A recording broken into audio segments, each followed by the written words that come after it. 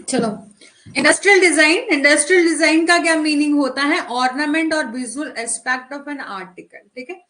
It में consist of 3 dimensional feature. इसमें 3 dimensional feature हैं। For instance the shape of article, जैसे कि किसी आर्टिकल की शेप, ठीक है। टू डायमेंशनल फीचर हैं, जैसे कि लाइन हो गए, पैटर्न हो गई, कलर हो गई। एंड इंडस्ट्रियल डिजाइन प्योरली क्या है आपका? सौंदर्य और गैर कार्यात्मक है, और इसकी कोई उपयोगिता नहीं है, क्योंकि दूसरों को इसकी नकल करने से रोकने के लिए एक औद्योगिक डिजाइन की रचनात्मक मौलिकता को कानूनी सुरक्षा जो है वो प्रदान करता है, ठीक है। ये आपकी टाइप ऑफ प्रोटेक्शन है जो कि प्रोवाइड करी गई है इंडस्ट्रियल डिजाइन के अंदर। तो बोला जो ऑनर होगा, ठीक है, ऑनर होगा रजिस्टर्ड इंडस्ट्रियल डिजाइन का, उसको आप राइट दोगे, आपको उसको जो है क्या मिलेगी? राइट मिलेगा, ठीक है, राइट मिलेगा कि ताकि कोई दूसरा पर्सन इसी आपकी मैन्युफैक्चरिंग और को अपना बनाकर सेल ना कर सके, ठीक है। यानी कि किसी दूसरे की आपकी चीज को कोई दूसरा पर्सन जो है वो अपना नाम देकर सेल ना कर सके, ठीक है। और importing article bearing or embodying a design which is a copy of the substantially similar to a protected design kind of product that can come under the industrial design, ठीक है। कौन कौन सी काइंड ऑफ प्रोडक्ट हैं जो कि industrial design के अंदर आते हैं, इंडस्ट्रियल डिजाइन के अंदर उसको प्रोटेक्शन दी है? तो सबसे पहले product of industry and handcraft item, ठीक है। तो कौन से प्रोडक्ट जो कि इंडस्ट्री से रिलेटेड है और हैंडक्राफ्ट आइटम है? हाउस होल्ड गुड्स हैं, और लाइटिंग इक्विपमेंट है, ज्वेलरी है, इलेक्ट्रॉनिक डिवाइसेस हैं, टेक्सटाइल्स है, ठीक है। अब ये हमने डिजाइन तो देख लिया, इंडस्ट्रियल डिजाइन तो देख ली, अब इनको प्रोटेक्शन कहां पर मिलेगी? तो डिजाइन एक्ट 2000 में जो है वो मिलेगी। डिजाइन एक्ट 2000 जो है वो आपका क्या करता है? Seek to promote the creation of a novel, ठीक है, कि औद्योगिक डिजाइन का उपयोग करने का समय अधिकार जो है वो अधिकार प्रदान करके प्रतिस्पर्धी हितों को संतुलित करने के साथ साथ जो है वो नए मूल्यों या मूल डिजाइनों के निर्माण को जो है वो बढ़ावा देना चाहता है। इस अधिनियम में जो है वो डिजाइन के पंजीकरण, ये एक्ट जो है वो आपका प्रोविजन देता है regarding the registration of design, copyright in design, registered design और इंडस्ट्रियल और international exhibition, restoration of lapse design और the penalty for infringement of registered design, ठीक है। ये आपका डिजाइन एक्ट 2000 में जो है वो दिए गए। ये एक्ट आपका प्रोवाइड करता है कि रजिस्ट्रेशन किस तरह होगा डिजाइन का, और कॉपीराइट किस तरह मिलेगा उस रजिस्टर्ड डिजाइन को इंडस्ट्रियल और इंटरनेशनल एग्जीबिशन या रिस्टोरेशन ऑफ लैब्स डिजाइन की, यदि कोई डिजाइन हो गया तो उसको किस तरह से रिस्टोर करना है, और यदि कोई पर्सन इंफ्रिंजमेंट करता है आपके डिजाइन की, यानी कि आपके द्वारा मैन्युफैक्चर करे हुए डिजाइन को कोई और पर्सन कॉपी कर रहा है, तो उसकी, ठीक है, उस रजिस्टर्ड डिजाइन को इंफ्रिंजमेंट के लिए क्या कुछ पेनल्टी के प्रोविजन है। अब है आपका ज्योग्राफिकल इंडिकेशन, ठीक है। ज्योग्राफिकल इंडिकेशन, जीआई टैग, ठीक है। आपने सुना होगा कि जीआई मिला है, यानी कि दार्जिलिंग टी को जीआई मिला है, बासमती राइस को जो है वो जीआई टैग मिला है, बीकानेरी भुजिया को आपका जीआई टैग मिला है। तो जीआई क्या है? आइडेंटिफाई करना उस गुड्स को जो कि किसी पर्टिकुलर गुड्स पर नहीं मिलता बल्कि ज्योग्राफिकल ओरिजिन को मिलता है, ठीक है। जैसे मान लीजिए हम पेटेंट में देख रहे थे, कोई भी इन्वेंशन किसी ने करी है, किसी ने मशीन बनाई है, तो कोई एक पर्टिकुलर प्रोडक्ट है। कॉपीराइट में किसी ने बुक लिखी है, कोई ऑथर है, उसको कॉपीराइट मिला है। लेकिन जीआई टैग जो है वो किसी एक पर्टिकुलर प्रोडक्ट को नहीं मिलकर पूरी की पूरी ज्योग्राफिकल ओरिजिन उस एरिया को मिलता है, एक एरिया को मिलता है जो कि वहां चीज, ठीक है, किसी भी पर्टिकुलर प्रोडक्ट जो कि वहां का फेमस है उसको मिलता है। जैसे मान लीजिए फॉर एग्जांपल के लिए आपके एरिया में भी कुछ चीजें होंगी जो कि स्पेशल होंगी, ठीक है, स्पेशल होंगी। गुड मॉर्निंग भूमिका जी, ठीक है, जो कि कुछ स्पेशल होंगी। जैसे मान लीजिए कि हमारे यहाँ ना प्रसाद बन रहा है, ठीक है, अभी तक उसको जीआई टैग नहीं मिला है, लेकिन ऐसा है कि वो उस प्रसाद की स्पेशलिटी है, ठीक है, जो बाबा बालकनाथ जी का प्रसाद मिलता है वो उस प्रसाद की स्पेशलिटी है कि वैसा प्रसाद कोई और नहीं बना सकता, उस एरिया में, ठीक है, उस मंदिर के टेम्पल के परिसर के आसपास जो है वो वैसा प्रसाद कोई और नहीं बना सकता जैसा कि वहां मिलता है, ठीक है, वैसा प्रसाद जो है वो वहां पर मिलता है। अब हो सकता है, यहां पर मैं सिर्फ एग्जांपल दे रही हूँ, ठीक है, एग्जांपल दे रही हूँ कि हो सकता है कि उस एरिया को, ठीक है, किसी एक पर्टिकुलर शॉप को या किसी पर्टिकुलर पर्सन को नहीं मिलेगा, उस पूरे के पूरे एरिया को जीआई टैग मिल जाएगा, ठीक है, उस पर्टिकुलर गुड्स या कुछ भी पर्टिकुलर थिंग्स या आइडेंटिफाई अलग से जो गुड्स है उसके ऊपर जो है वो टीआई टैग मिल, यानी कि उस प्रसाद के ऊपर पूरे के पूरे एरिया को, जहां पर भी वो बनता है उस एरिया में, उस मंदिर के परिसर में जितना भी एरिया है वहां जितने भी लोग उस प्रसाद को बनाते उनको क्या मिल जाएगा, जीआई टैग मिल जाएगा। तो जीआई जो यूज किया जाता है कि हम आइडेंटिफाई करें गुड्स को जिसकी स्पेसिफिक जियोग्राफिकल ओरिजिन हो, जिसका क्या हो, स्पेसिफिक जियोग्राफिकल ओरिजिन हो। These indication denote quality, reputation and other characteristics of such goods essentially attributable to their geographical origin। ये संकेत जो ऐसे सामानों की गुणवत्ता और प्रतिष्ठा या अन्य विशेषताओं को दर्शाता है जो कि अनिवार्य रूप से उनके भौगोलिक कारण के कारण जो है वो होते हैं। जनरली ज्योग्राफिकल इंडिकेशन का यूज फूड स्टॉक के लिए किया जाता है, एग्रीकल्चर प्रोडक्ट के लिए किया जाता है, वाइन और इंडस्ट्रियल प्रोडक्ट और हैंडक्राफ्ट के लिए, ठीक है, कि जीआई जो है तो फूड आइटम पर मिलता है जैसे कि बासमती राइस हो गया, बीकानेरी भुजिया हो गया, ठीक है, food product, agriculture product, wine, industrial product और हैंडक्राफ्ट। जैसे मान लीजिए कि अब ना हमारी जो पुरानी संस्कृति थी, पुरानी चीजें थी, जैसे कि मिट्टी के बर्तन बनते थे, वो हमारे यहाँ अब जो खत्म हो गया, अब सब लोग जो है वो और धातुओं की जो है वो सामान लेने लग पड़े हैं।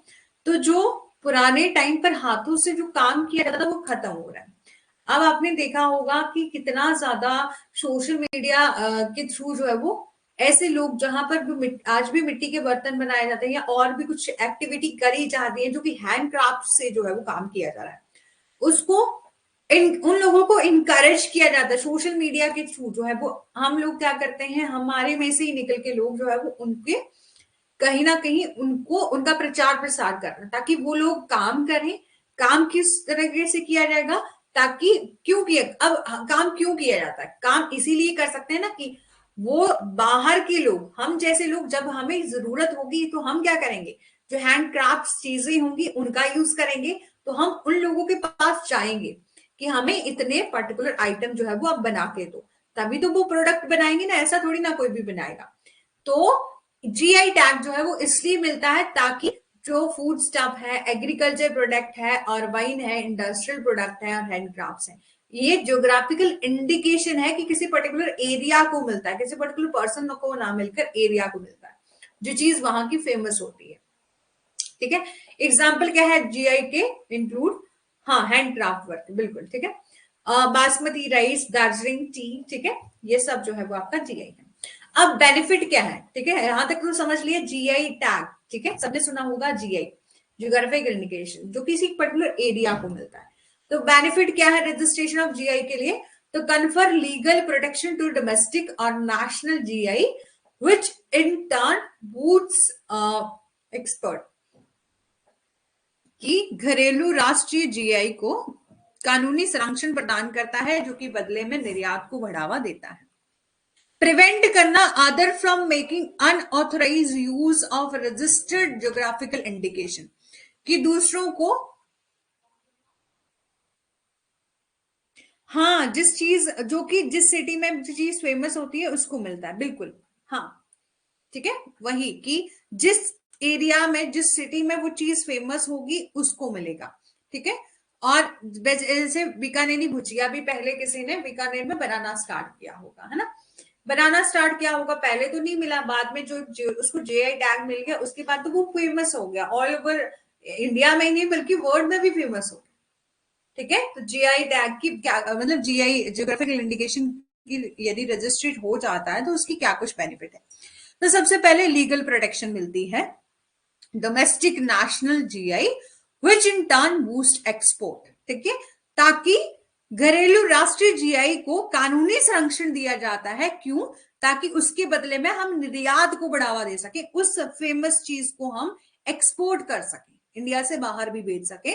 ठीक है, जैसे वर्ल्ड ट्रेड ऑर्गेनाइजेशन में कहते हैं कि हम छोटे से छोटे व्यापारियों को ग्लोबल लेवल तक लेके जाएंगे कि सब लोगों का एक्सेस जो है वो इंटरनेशनल मार्केट तक हो सके। तो उसी तरीके से एक्सपोर्ट करना है ऐसी चीजों को जो कि फेमस है। ठीक है, prevent other from making unauthorise use of geographical indication. अब बोला कि एक बार आपको जीआई टैग मिल गया, यानी कि जियोग्राफिकल इंडिकेशन मिल गया, तो वो रजिस्टर्ड हो गया, जीआई जो है वो चीज रजिस्टर्ड हो गई, तो उससे उसी के समान बाकी कोई लोग उसी चीज का, उसी नाम का यूज करके खुद से बनाना स्टार्ट नहीं कर देंगे। तो उसको भी प्रिवेंट किया गया कि दूसरों को पंजीकृत भौगोलिक संकेत का अनधिकृत उपयोग करने से जो है वो रोकता है। प्रमोट करना economic wellbeing of producers of item और produce in specific geographical area, कि एक विशिष्ट भौगोलिक क्षेत्र में जो है वो उत्पादित वस्तुओं के उत्पादों की आर्थिक भलाई को जो है वो बढ़ावा दिया था। ठीक है, अब कौन कौन से लॉज हैं जो कि रिलेटेड हैं जीआई से? Geographical indication of goods registration and protection act 1999, ठीक है, 1999।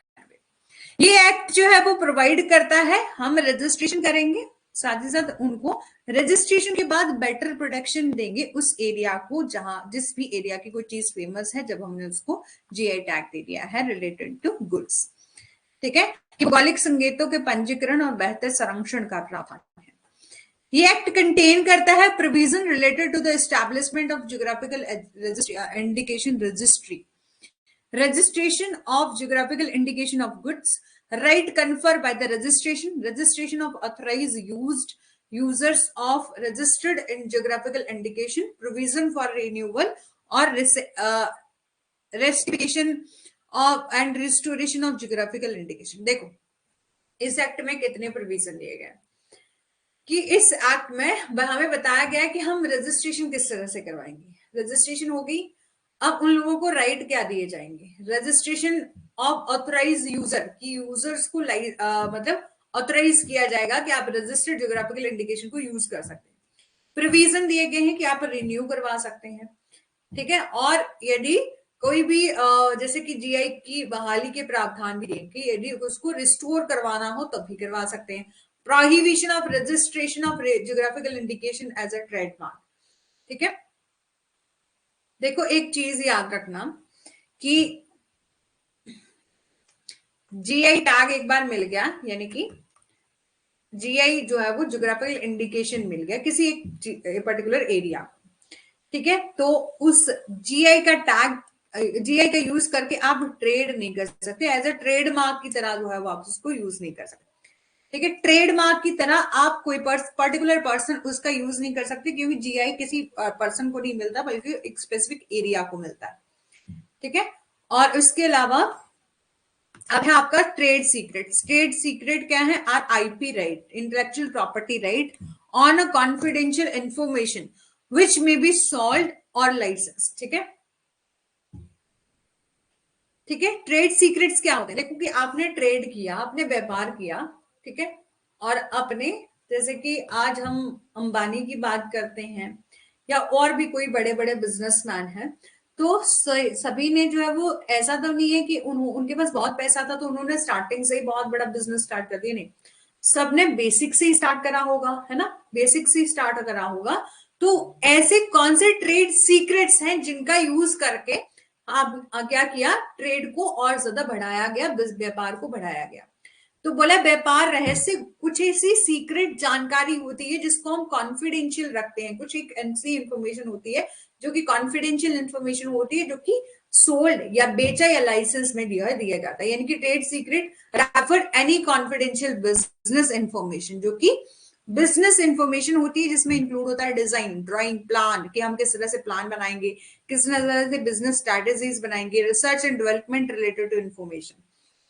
In order to quality of a trade secret, information should be commercially valuable. use and trade, जिसका हम यूज कर सकते हैं ट्रेड के लिए, बिजनेस के लिए, known as a small number of people and subject to the reasonable step taken by the rightful holder of information to keep it in a secret, ठीक है, कि जैसे गुप्त रखने की आवश्यकता होती है, हम उससे सीक्रेट रखने की जरूरत होती है, और हम उसको क्या कर सकते हैं, यूज करके हम बहुत बड़ा व्यापार जो है वो खड़ा कर सकते हैं, ठीक है।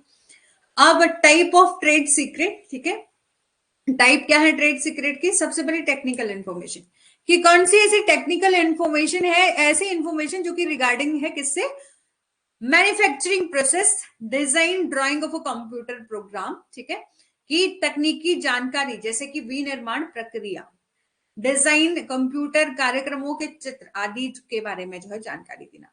Commercial information such as distribution method, advertising strategies, ठीक है, वाणिज्य जानकारी जैसे कि वितरण विधियां, विज्ञापन रणनीतियां। Financial information, formulas,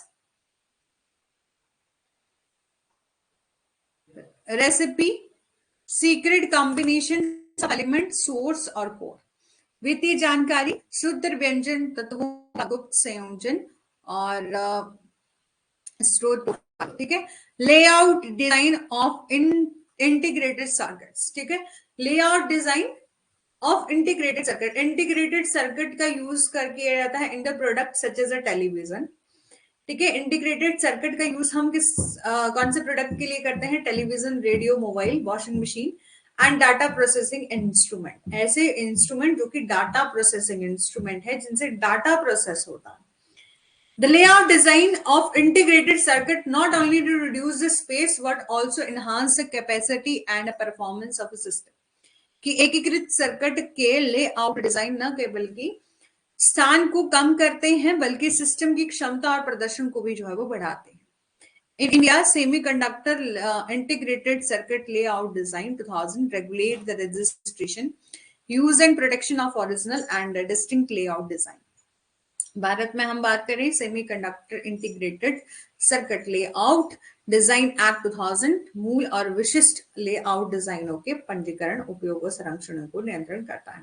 semiconductor industrial design, industrial circuit layout design कौन सा है आपका 2000 का। ये एक्ट जो है वो डील करता है कि हम प्रोटेक्शन करेंगे, प्रोटेक्शन देंगे किसको, प्रोटेक्ट करेंगे semiconductor integrated circuit layout design. It has been enacted to give effect Section 6 of Part 2 of TRIPS Agreement related to layout design of integrated circuit, ठीक है। ट्रिप्स एग्रीमेंट को है हम पढ़ेंगे थोड़ा सा, ठीक है। ये एक्ट जो है वो आपका कंटेन करता है provision related to registration of semiconductor integrated circuit layout design, include the procedure and duration of registration, effect registration, assignment, transmission of registered layout and use layout and a penalty for infringement of layout design.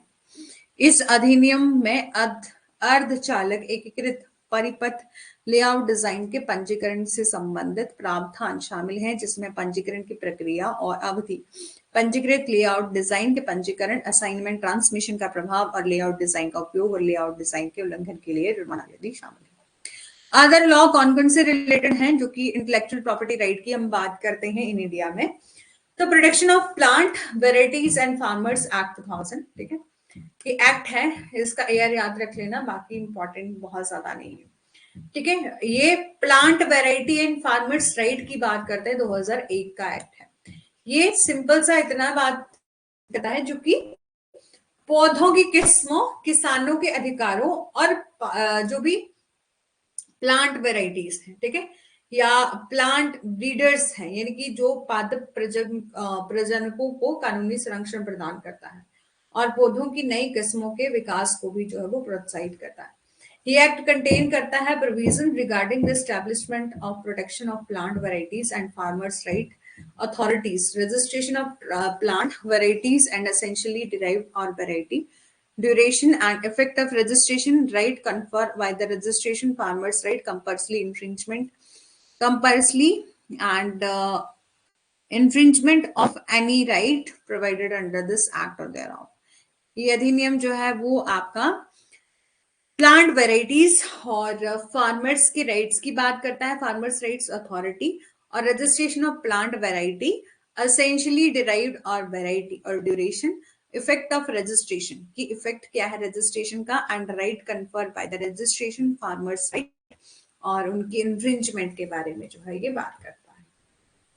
Biological diversity act 2002 है जो कि आपका बात करता है conservation of biological diversity, जिसका हम use करेंगे बिल्कुल सस्टेनेबल यूज किस तरह से किया जाता है कि हम आज तो यूज करेंगे जैव विविधता और इसके कंपोनेंट का, बल्कि फेयर और equitable sharing of benefit arising out of the use of biological resources and knowledge, कि हम आज तो यूज करेंगे लेकिन फ्यूचर जनरेशन के लिए भी बचाकर रखेंगे।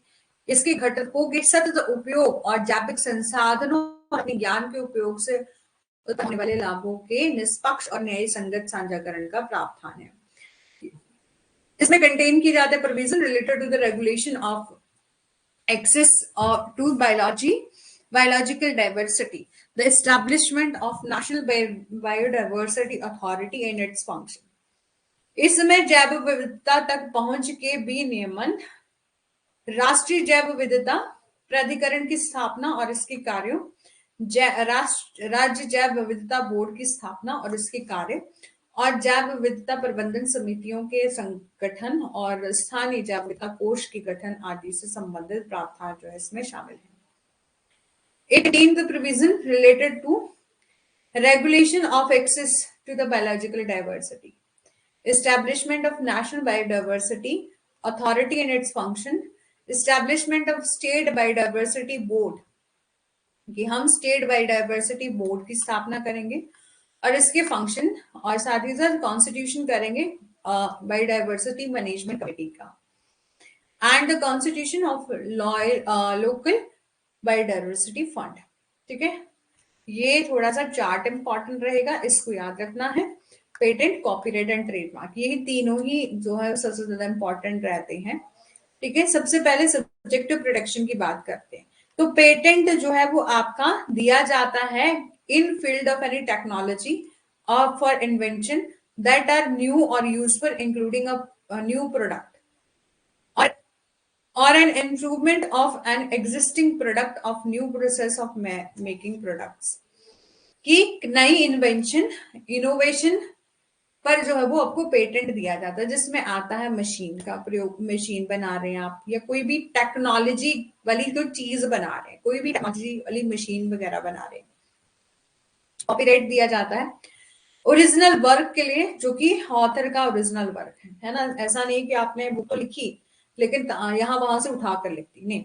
तो original work of author, artist, ठीक है, कोई आर्टिस्ट डिजाइन बनाया, आर्टिस्ट यानी कि कोई कला का काम किया, ranging from books, music, painting, sculpture, ठीक है, स्कल्पचर होती है मूर्ति कला, to computer program, database, advertisement, map and technical drawing. ठीक है, ये सब इसके लिए क्या दिया जाता है, कॉपीराइट दिया जाता है। ठीक है, कॉपीराइट दिया जाता है। ट्रेडमार्क जो है दिया जाता है कोई भी सिंबल हो गया, कोई फ्रेज वर्ड हो गया। Design identifies and distinguished the sources of goods of an enterprise from those of the other. ठीक है, कि यहां पर हम किसी इन्वेंशन और इनोवेशन के लिए पेटेंट मिलता है, पेटेंट मिलता है कोई भी मशीन बना रहे हैं। ठीक है, कॉपीराइट मिलता है कोई भी आप जो है वो बुक लिख रहे हैं, म्यूजिक बना रहे हैं, पेंटिंग बना रहे हैं, स्कल्पचर टू, और कंप्यूटर प्रोग्राम, डाटाबेस के लिए जो है वो आपका कॉपीराइट मिलता है।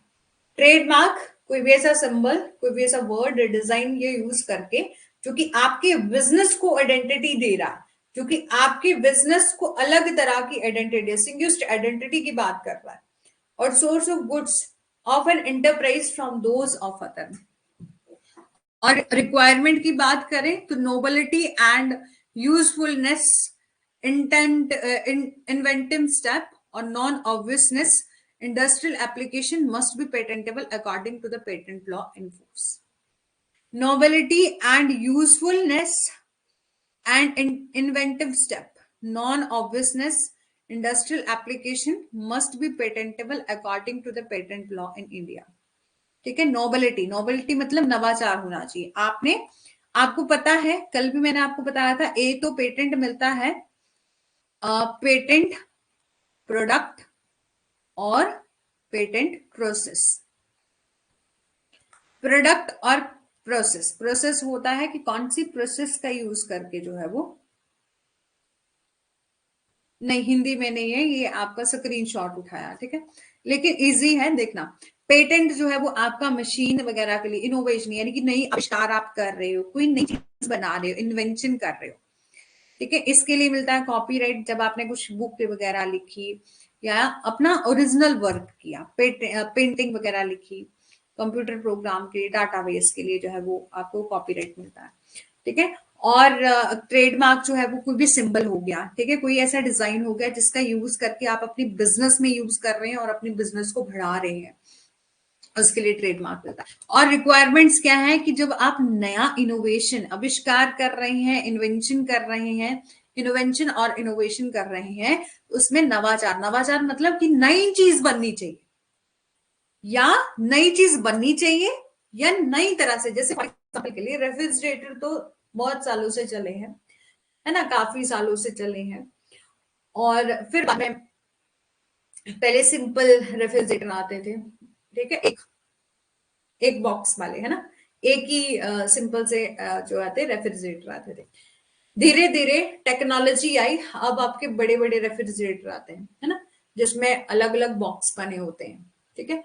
तो हम नई नई टेक्नोलॉजी का यूज कर रहे हैं, नई नई चीजें बना रहे हैं। पहले टीवी आता था डब्बे वाला, है ना, टीवी आता था, अब एलसीडी आ गई, है ना, जो कि दीवार पर लगा रहे हैं उसको, कोई स्पेसिफिक टीवी ट्रॉली की जरूरत नहीं है, कुछ भी जरूरत नहीं है। वॉशिंग मशीन आई, ये तो हमारे सामने ही आई, पहले थोड़ी ना थी, हम बचपन में थे तो वॉशिंग मशीन थी नहीं थी, यदि होगी भी तो कहीं किसी मतलब दूर दराज के क्षेत्रों में एक तो होती होगी, लेकिन उस टाइम नहीं था जब हमने जन्म लिया था उस टाइम, लेकिन धीरे धीरे आई, ठीक है। तो ये नई नई टेक्नोलॉजी का यूज करके हमने नोबेलिटी यानी कि कोई नवाचार किया, नई चीजें बनाई। अब दूसरा है copyright. Copyright original creative work के लिए दिया जाता है। ओरिजिनल क्रिएटिव मतलब हमने बनाया, ओरिजिनली बनाया, क्रिएट करके बनाया, ठीक है। Must be some tangible medium का यूज करके, tangible medium which can see, touch और सी, ठीक है। और फिर ये है आपका ट्रेडमार्क, कि ट्रेडमार्क कोई ऐसा डिजाइन, कोई ऐसा ग्राफ, ठीक है, कोई ऐसा कोई इमेज जिसका यूज करके हम क्या कर रहे हैं, अपने बिजनेस को अलग से डिस्टिंक्टिव यानी कि अलग पहचान दे रहे हैं, जो कि कैपेबल है कि वो आइडेंटिफाई हो सकता है source of a particular goods, कि एप्पल का आईफोन है, ठीक है, या कुछ भी एप्पल का है, ठीक है, या हम बात करें कि एडिडास है, कोको कोला है, ये सब ब्रांड है। इन ब्रांड का यूज करके या इन ब्रांड का नाम देखकर ही हम क्या कर रहे हैं, पहचान जा रहे हैं, ठीक है, पहचान जा रहे हैं कि ये उस पर्टिकुलर ब्रांड की चीज है, तो कहीं ना कहीं उनके बिजनेस को भी बढ़ावा दे रही है और हम हमारे विश्वास को भी बढ़ावा दे रही है, जो कि हम जो भी कंज्यूमर है। अब प्रोटेक्शन का टाइम कितना है, टाइम टर्म ऑफ प्रोटेक्शन कितना है, तो 20 ईयर के बाद जो है वो पेटेंट को रिन्यू करवाना पड़ता है, और ठीक है, तो it should be equal to the, यहां पर कॉपीराइट बोला 50 साल से ज्यादा होना चाहिए, 50 साल के लिए ज्यादा, मतलब यानी कि एक इंसान जीवित है प्लस खत्म हो गया जब उसकी डेथ होगी, प्लस उसके बाद जो है वो 50 ईयर। लेकिन बोला है कि इन इंडिया में हम बात करें तो हमारे इंडिया में life time of author plus 60 year है, ठीक है, या इन इन इस वर्ड पर, इस लाइन पर ध्यान देना, life time of author plus 60 year. और ट्रेडमार्क में क्या बोला कि it can very but usually 10 year, ठीक है, 10 साल, can be renewed on the payment of additional fees, ठीक है, 10 साल के बाद जो है वो रिन्यू करवाना पड़ता है। अब राइट्स क्या क्या है, राइट्स क्या क्या है, ठीक है, ये आपका है पेटेंट, ट्रेडमार्क, और ये आपका कॉपीराइट।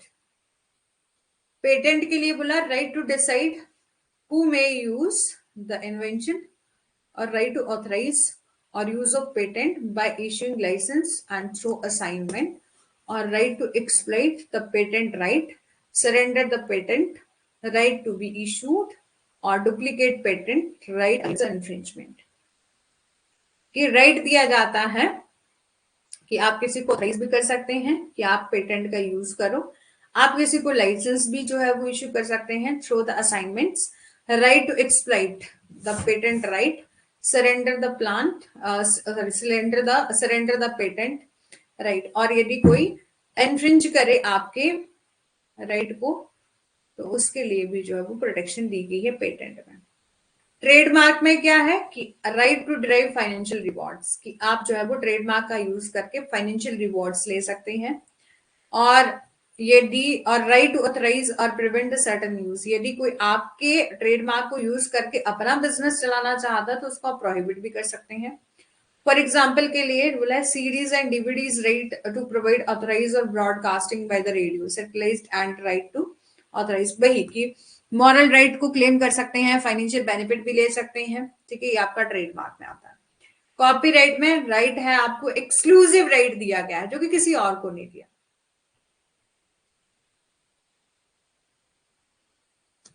गलत बोल दिया मैंने, ये कॉपीराइट था ना। हाँ, कि आप फाइनेंशियल रिवॉर्ड्स भी ले सकते हैं, साथ ही साथ आप जो है वो आप प्रिवेंट भी कर सकते हैं कि आप जो है वो मेरे काम कॉपी करके आप क्या करो, कॉपी ना करो, ठीक है। और साथ ही साथ जो है वो आप क्या कर सकते हैं, प्रोहिबिट कर सकते हैं कि मेरे वर्क को रिप्रोड्यूस करके कोई अपना नाम बनाकर जो है वो मेरे को यूज ना करे, ठीक है। और ट्रेडमार्क में बोला है ये एक्सक्लूसिव राइट है जो कि ट्रेडमार्क के रूप में किसी को दिया जाता है। लाइसेंस और जिस पर्सन को ट्रेडमार्क मिला है वो लाइसेंस भी दे सकता है किसी और पर्सन को, और असाइन भी कर सकता है, असाइन राइट भी है, और रेमेडीज भी जो है वो ले सकता है। रजिस्ट्रेशन, तो यहां पर बोला है ये है आपका पेटेंट, कॉपीराइट एंड ट्रेडमार्क, ठीक है। तो being a territorial right, patent must be registered in a country according to the procedure prescribed by law, कि पेटेंट को आपको रजिस्ट्रेशन करवाना होगा, पेटेंट को आप रजिस्टर्ड करवाओगे जिस तरह से प्रोसीजर बताया गया है अकॉर्डिंग टू लॉ, उसी तरीके से। Copyright protection run automatically without need to registration का, और कॉपीराइट जो है वो आपकी ऑटोमेटिकली रन हो जाती है बिना नीड करे हुए एनी रजिस्ट्रेशन फॉर्मेलिटीज, ठीक है। However system of voluntary registration जो है मोस्ट ऑफ कंट्रीज में है, और आप उस प्रोसीजर को अडॉप्ट करके रजिस्ट्रेशन करवा सकते हो। ट्रेडमार्क कैन बी रजिस्टर्ड और अनरजिस्टर्ड, ट्रेडमार्क जो है वो रजिस्टर्ड भी हो सकता है और अनरजिस्टर्ड भी हो सकता है।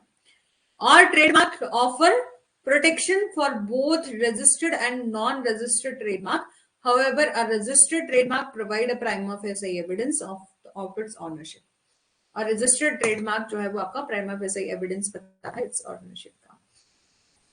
अब international regime of intellectual property rights, बौद्धिक संपदा के अंतरराष्ट्रीय व्यवस्था, यानी कि international regime of intellectual property rights क्या क्या है।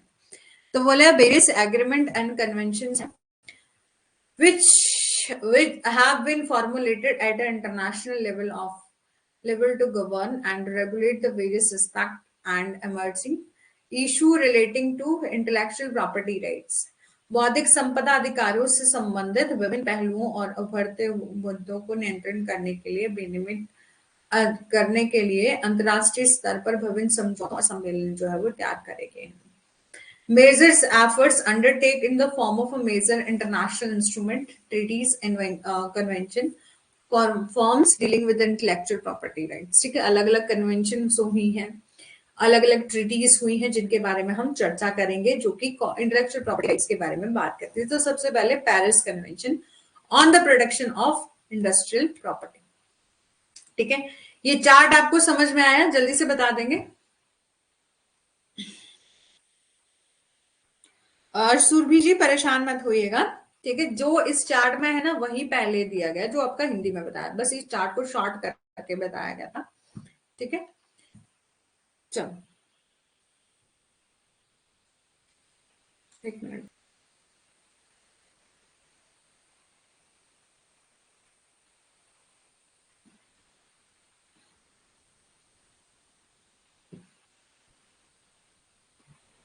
आप ना क्या करना, गूगल में आपको मेरा फोन दिख रहा होगा, ठीक है। तो आप ना गूगल करना और ऐसे difference between copyright, trademark and patent देखना, ठीक है। बहुत अच्छे अच्छे चार्ट हैं, बहुत ज्यादा अच्छे अच्छे। जैसे कॉपीराइट का बताया है, प्रोटेक्शन दी जाती है, प्रोटेक्ट किया जाता है एक्सप्रेस एंड नॉट आइडियाज, ठीक है, कि जो आपका टेंजिबल थिंग है उस पर प्रोटेक्शन दी जाती है, किसी के आइडिया को नहीं है कि आपके मन में विचार आया कि आप बुक लिखना चाहते हैं तो आपको प्रोटेक्शन मिलेगी, नहीं। पेटेंट जो है वो प्रोटेक्ट करता है, आइडिया को भी प्रोटेक्ट करता है और रिड्यूस टू द प्रैक्टिस, ठीक है, और जो आपकी आपने इनोवेशन करी उसको भी प्रोटेक्ट करता है। और ट्रेडमार्क जो है वो प्रोटेक्ट करता है goodwill associated with the mark, ठीक है। और कॉपीराइट आपका life of author plus 70 year, patent आपका 20 year from filing and 10 year जो है वो आपका ट्रेडमार्क के लिए जो है वो दिया जाता है, मतलब रिन्यू करवाया जाता है 10 ईयर के बाद। और वर्क फॉर हायर, ठीक है, कॉपीराइट। और ठीक है, बहुत अच्छी अच्छी चार्ट है, आप देखना।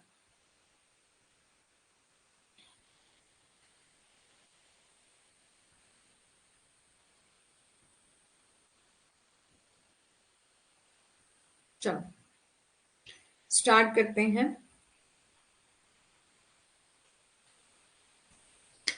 तो सबसे पहले पेरिस कन्वेंशन हुई थी, जो कि बात करती थी किसकी, प्रोटेक्शन ऑफ इंडस्ट्रियल प्रॉपर्टी की बात नहीं करती थी, लेकिन जो कन्वेंशन हुई थी वो किससे रिलेटेड हुई थी, प्रोटेक्शन ऑफ इंडस्ट्रियल प्रॉपर्टी, ठीक है। हम इंडस्ट्रियल प्रॉपर्टी को तो क्या करेंगे, प्रोटेक्ट करेंगे। Paris convention on the protection of industrial property adopt किया गया था इन 1883, ठीक है, ये आपका 1883 में अपनाया गया था ये कन्वेंशन। ओल्डेस्ट इंटरनेशनल कन्वेंशन थी और first major step taken toward the protection of IP rights, ठीक है, कि आईपी अधिकारों के संरक्षण की दिशा में उठाया गया पहला कदम था ये।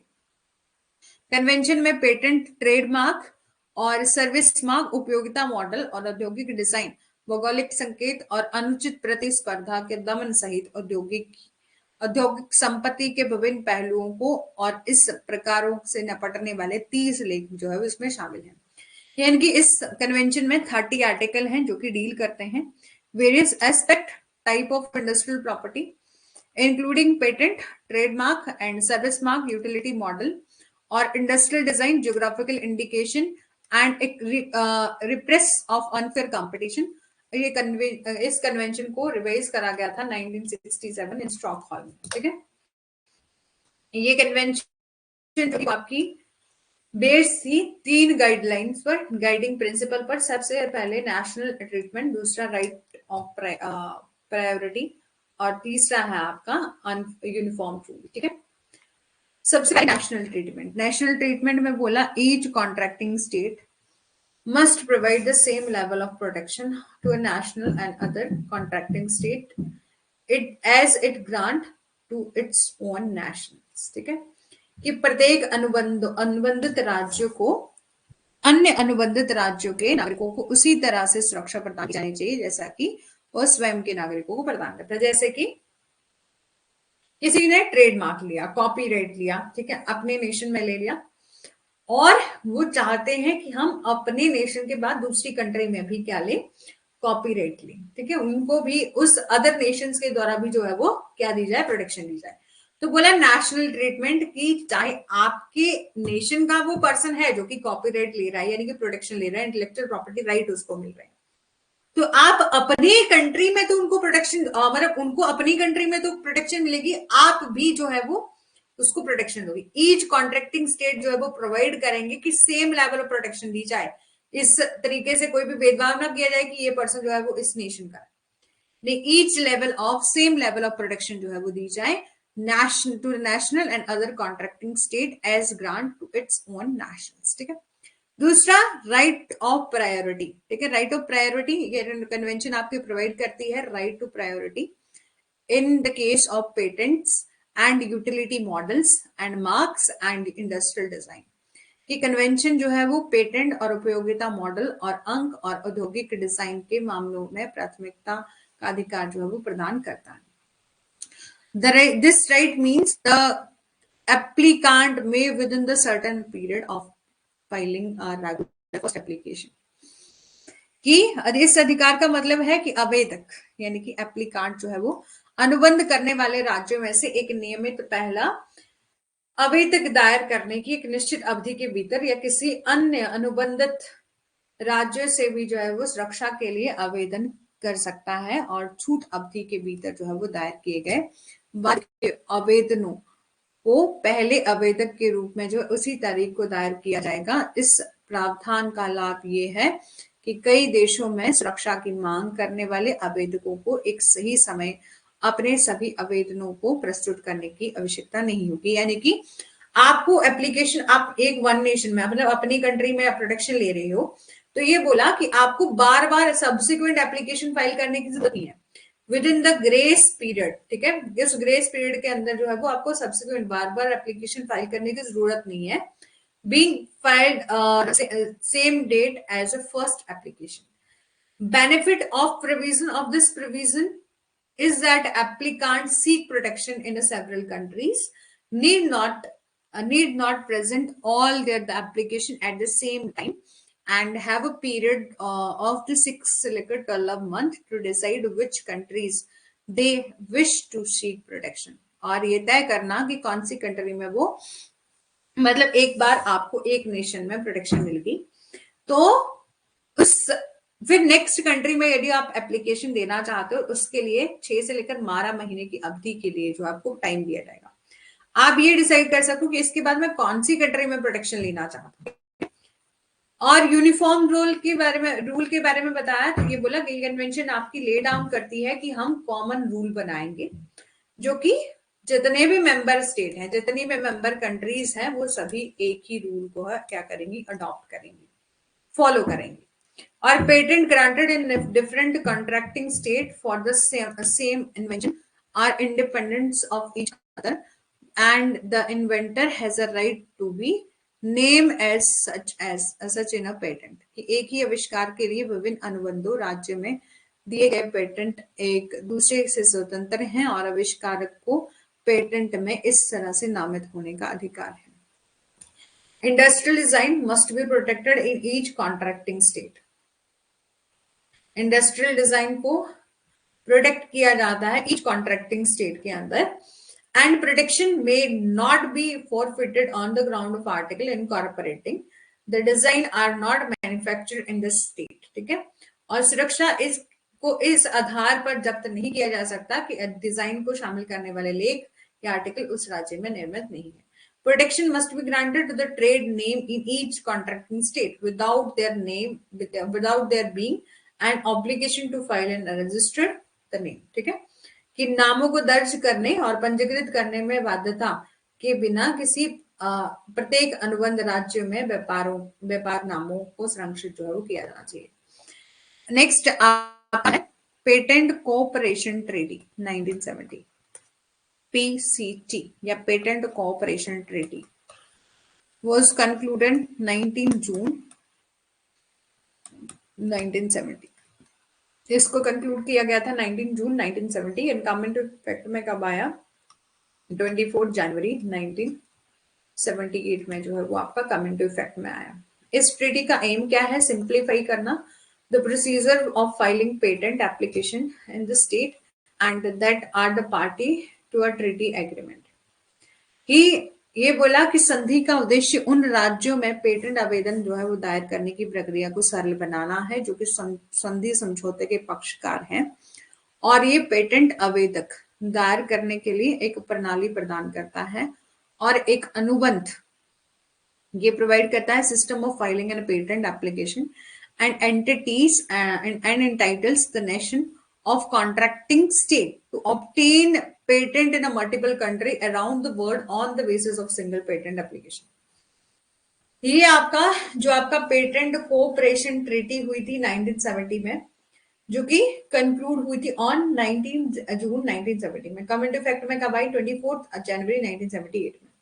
इस ट्रीटी का एम क्या है, सिंप्लीफाई करना प्रोसीजर ऑफ फाइलिंग पेटेंट, कि सिंप्लीफाई करना procedure of filing patent application in the state that are a party to a treaty agreement. ये प्रोवाइड करता है system of for filing a patent, कि एक ऐसा सिस्टम जो कि पेटेंट को फाइल करने के लिए एप्लीकेशन एंड ये इंटाइटल है नेशनल्स ऑफ कॉन्ट्रैक्टिंग स्टेट, ताकि ऑब्टेन किया जा सके पेटेंट अलग अलग कंट्रीज में, मल्टीपल कंट्रीज में, और सिंगल पेटेंट एप्लीकेशन से, सिंगल पेटेंट एप्लीकेशन से जो है वो पेटेंट लिया जा सके अलग अलग कंट्रीज में। ठीक है, इसके बारे में बात करता है। वन कन्वेंशन हुई थी, ठीक है, जो कि प्रोटेक्ट करती है किसको, लिटरेरी और आर्टिस्टिक वर्क। जो आपका लिटरेरी, ये आपका कभी कभी एग्जाम में पूछ भी लिया जाता है। ठीक है, वन कन्वेंशन जो थी वो क्यों हुई थी, बर्न कन्वेंशन 1886 की हुई थी, जो कि कॉपीराइट प्रोटेक्शन के बारे में बात करती है, ठीक है। Burn convention for the protection of literary and artistic work, इसको अडॉप्ट किया गया था 1886 में। Is the most significant international convention है ये, जो कि डील करती है कॉपीराइट प्रोटेक्शन से। ये प्रोवाइड करती है minimum term of protection of copyright life of author plus 50 year और alternative of 50 year from the publication of animus. और ठीक है, ये बोला कि जैसे कि किसी पर्सन की ना डेथ हो जाती है, उसने कोई काम किया, वो पहले पब्लिश नहीं हुआ, बाद में जो है वो पब्लिश हुआ, तो जब से पब्लिकेशन हुई है उससे लेकर 50 साल तक उसको प्रोटेक्शन दी थी, उसके काम को कोई कॉपी नहीं कर सकता। ये कन्वेंशन बेस्ड थी 3 बेसिक प्रिंसिपल पर। सबसे पहले कॉपीराइट में ऐड करा गया था, आपका लिटरेरी आर्टिस्टिक वर्क है उसकी बात करता है बर्न कन्वेंशन, ठीक है, उसकी बारे में प्रोटेक्शन देता है बर्न कन्वेंशन, ठीक है। ये आपके 3 प्रिंसिपल पर जो है वो आपका बेस था। सबसे पहले principal of national treatment, national treatment का principal, work originating in one member state must be given the same production in each other member state।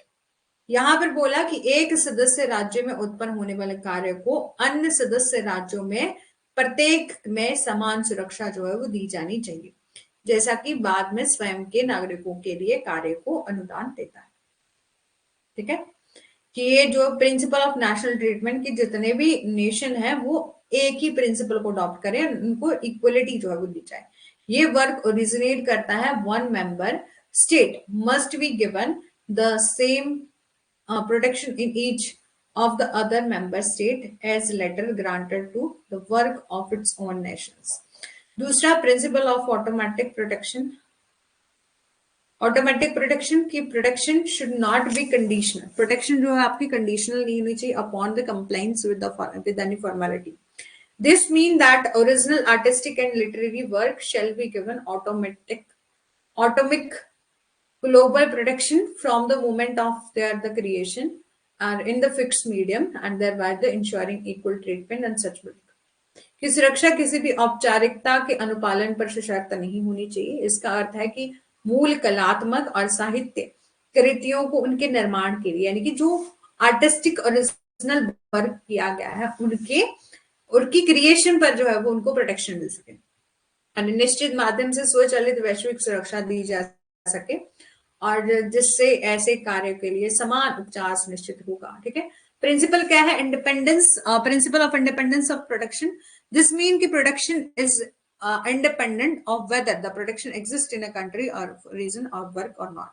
इसका मतलब है कि संरक्षण इस बात से स्वतंत्र है कि सुरक्षा काम के मूल देश में मौजूद है या नहीं है, ठीक है। यूनिवर्सल कॉपीराइट कन्वेंशन यूसीसी, ठीक है। अरे बाबा, बताया नहीं किसी ने मेरे को कि स्क्रीन बिल्कुल ब्लर आ रही है। आप लोगों की क्या रिस्पॉन्सिबिलिटी, आप लोग कथा सुन रहे हो? जो मेरे को बताया नहीं किसी ने कि यहाँ पर स्क्रीन जो है इतनी ज्यादा खराब आ रही है, पूरी ब्लर आ रही है। मेरे को बताया नहीं किसी ने कि आप लोगों के फोन में ठीक आ रही है?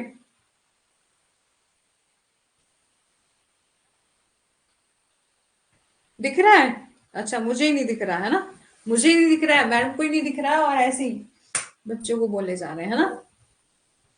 चलो अभी ब्लर हुई, ठीक है, ठीक है। और यूसीसी जो है आपका 1952 में आया था और यहां से ही हम जो है वो स्टार्ट करेंगे कल। और इस संडे, ठीक है, इस संडे जो है वो आपकी क्लास होगी 2 आवर की, ठीक है। 2 आवर की क्लास होगी 10 से लेकर 12, ठीक है। इस संडे जो है वो आपकी 2 आवर की क्लास होगी।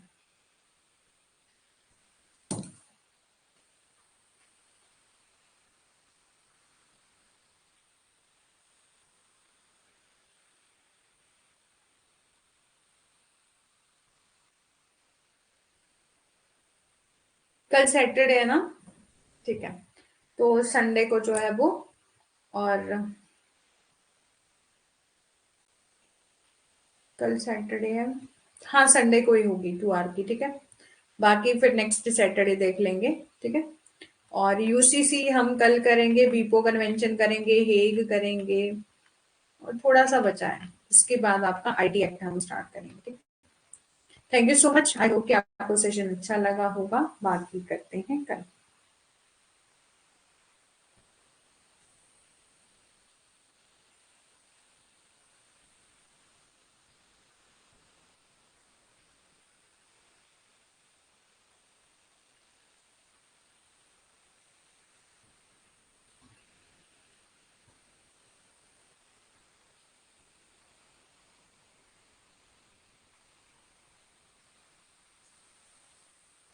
ठीक है,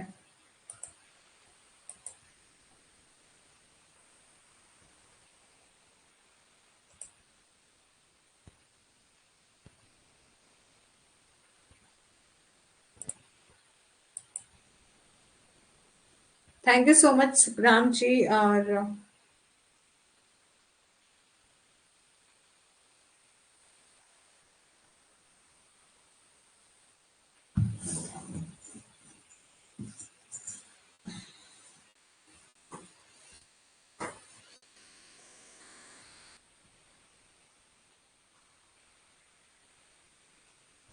ठीक है, स्टार्ट करते हैं।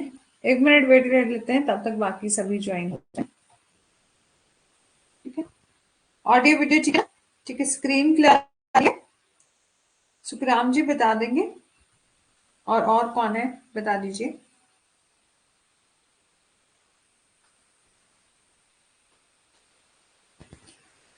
चलो, पेटेंट कोऑपरेशन ट्रीटी 1970, ठीक है। Patent cooperation treaty was concluded on 19 June 1970 and come into effect में कब आया? 24 जनवरी 1978 में आया। इस ट्रीटी का एम क्या था?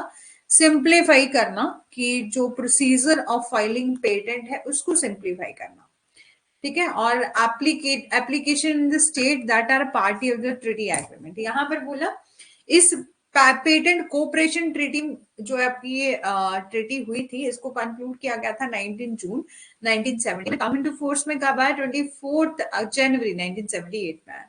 इस ट्रीटी का एम क्या है? सिंप्लीफाई करना procedure of filing patent application in the state that are party to treaty agreement, ठीक है। कि उद्देश्य इसका क्या था? कि उन राज्यों में पेटेंट आवेदन दायर करने की प्रक्रिया को सरल बनाना जो कि संधि समझौते के पक्षकार हैं। ये पेटेंट आवेदन दायर करने के लिए एक प्रणाली प्रदान करता है। ये प्रोवाइड करता है system of filing patent application और entitles the national of contracting state to obtain patent in a multiple countries around the world on the basis of single patent application। कि ये पेटेंट आवेदन जो है वो दायर करने के लिए एक प्रणाली प्रदान करता है जो कि अनुबंध राज्य के नागरिकों को एक पेटेंट आवेदन के आधार पर दुनिया भर में कई देशों से जो है वो पेटेंट प्राप्त करने का अधिकार देता है। One convention for the protection of literary and artistic work 1886, ठीक है। Berne Convention for the Protection of Literary and Artistic Work 1886, ठीक है। 1886 बर्न कन्वेंशन का कब की थी? तो आपकी 1886 की थी, ठीक है। और one convention for the protection of literary and artistic work को अडॉप्ट किया गया था 1886, ठीक है। और आजकल के बच्चों की हम बात करें ना, तो मेरे को अभी याद आया, तो हमारे घर में भी जैसे मेरे भाइयों के जो बच्चे हैं, मतलब उनको 86 52, इनको जैसे 52 को 52 बोलते हैं, 49 को हम 49 कहते हैं, ठीक है। तो उनको हिंदी में पता नहीं चलता, लेकिन आजकल के टीचर्स की भी ये गलती है और पेरेंट्स की भी, कि बच्चों को ओनली इंग्लिश ही बताया जा रहे हैं, हिंदी को भी सब चीजों का पता होना चाहिए। इंग्लिश के साथ साथ हिंदी का भी पता होना चाहिए। बड़े खुश होते हैं कि हमारे बच्चों को हिंदी पढ़ने नहीं आती, इंग्लिश बहुत अच्छे से आती। तो इंग्लिश और हिंदी दोनों में ही जो है वो बैलेंस होना चाहिए। बच्चों को हिंदी भी पढ़नी आनी चाहिए और इंग्लिश भी। अभी मेरे को याद आया, ठीक है। चलो, one convention for the protection of literary and artistic work को अडॉप्ट किया गया था और is the most significant international convention dealing with the copyright protection. ये एक most significant most significant international convention थी जो कि डील करती थी कॉपीराइट प्रोटेक्शन से, और इसमें प्रोवाइड किया था minimum term of protection of copyright की मिनिमम, इस बर्न कन्वेंशन में आपका मिनिमम बताया गया था 50 ईयर तो जो है मिनिमम होना ही चाहिए, ठीक है, मतलब मिनिमम बताया था 50 ईयर तो होना ही चाहिए, 50 year life of author plus 50 year. Good morning Rekha ji, ठीक है, life of author plus 50 year तो होना ही चाहिए, और an alternative of 50 year from the publication of author, और ठीक है, यहाँ पर बोला कि 50 मतलब लाइफ टाइम प्लस 50 ईयर जो है वो उसका क्या मिलना होना चाहिए, प्रोटेक्शन का टर्म जो है वो होना चाहिए। ये कन्वेंशन इसी तीन प्रिंसिपल पर बेस्ड थी। सबसे पहले प्रिंसिपल ऑफ नेशनल ट्रीटमेंट, पर जो है ये the public originating in one member state must be given the same protection, कि चाहे वर्क कौन सी भी कंट्री में ओरिजिनेट हो रहा है, मान लीजिए इंडिया में हो रहा है, किसी दूसरी कंट्री में हो रहा है, लेकिन सभी जितनी भी अदर मेंबर स्टेट हैं, ठीक है, वो सबको क्या देंगे, इक्वल प्रोटेक्शन। ये जो है वर्क जहां कहीं भी ओरिजिनेट हो, मेंबर स्टेट जो है वो क्या देगा, सेम प्रोटेक्शन देगा each other member state as a later granted work of its own. और प्रिंसिपल ऑफ ऑटोमेटिक प्रोटेक्शन क्या है, तो बोला है कि प्रोटेक्शन कंडीशन नहीं होनी चाहिए, ठीक है, सशर्त नहीं होनी चाहिए। इसका अर्थ है कि मूल कलात्मक और साहित्यिक कृतियों को उनके निर्माण के क्षण से एक निश्चित माध्यम से स्वचालित और वैश्विक सुरक्षा जो है वो दी जाती है, कि उनको अपनी कंट्री में भी तो प्रोटेक्शन मिल रही है, साथ ही साथ उनको ग्लोबल प्रोटेक्शन मिल रही है, यानी कि ऑल ओवर द वर्ल्ड उसको वैश्विक सुरक्षा जो है वो दी जाती है, ठीक है, और इन द फिक्स मीडियम और thereby ensuring the equal treatment of such work. और फिर है principle of independence of protection. Principle of independence of protection, this mean protection is independent of whether the protection exists in country of origin of work or not। यहां पर बोला, इसका मतलब है कि संरक्षण इस बात से स्वतंत्र है कि सुरक्षा काम के मूल देश में मौजूद है या नहीं। फिर आपका यूसीसी, यूनिवर्सल कॉपीराइट कन्वेंशन 1952 के, सबसे पहले तो आपको इन सभी के एयर याद रखने हैं, ठीक है, मैच ऑफ द फॉलोइंग में एयर पूछे जाते हैं। तो यूसीसी जो है वो 1951,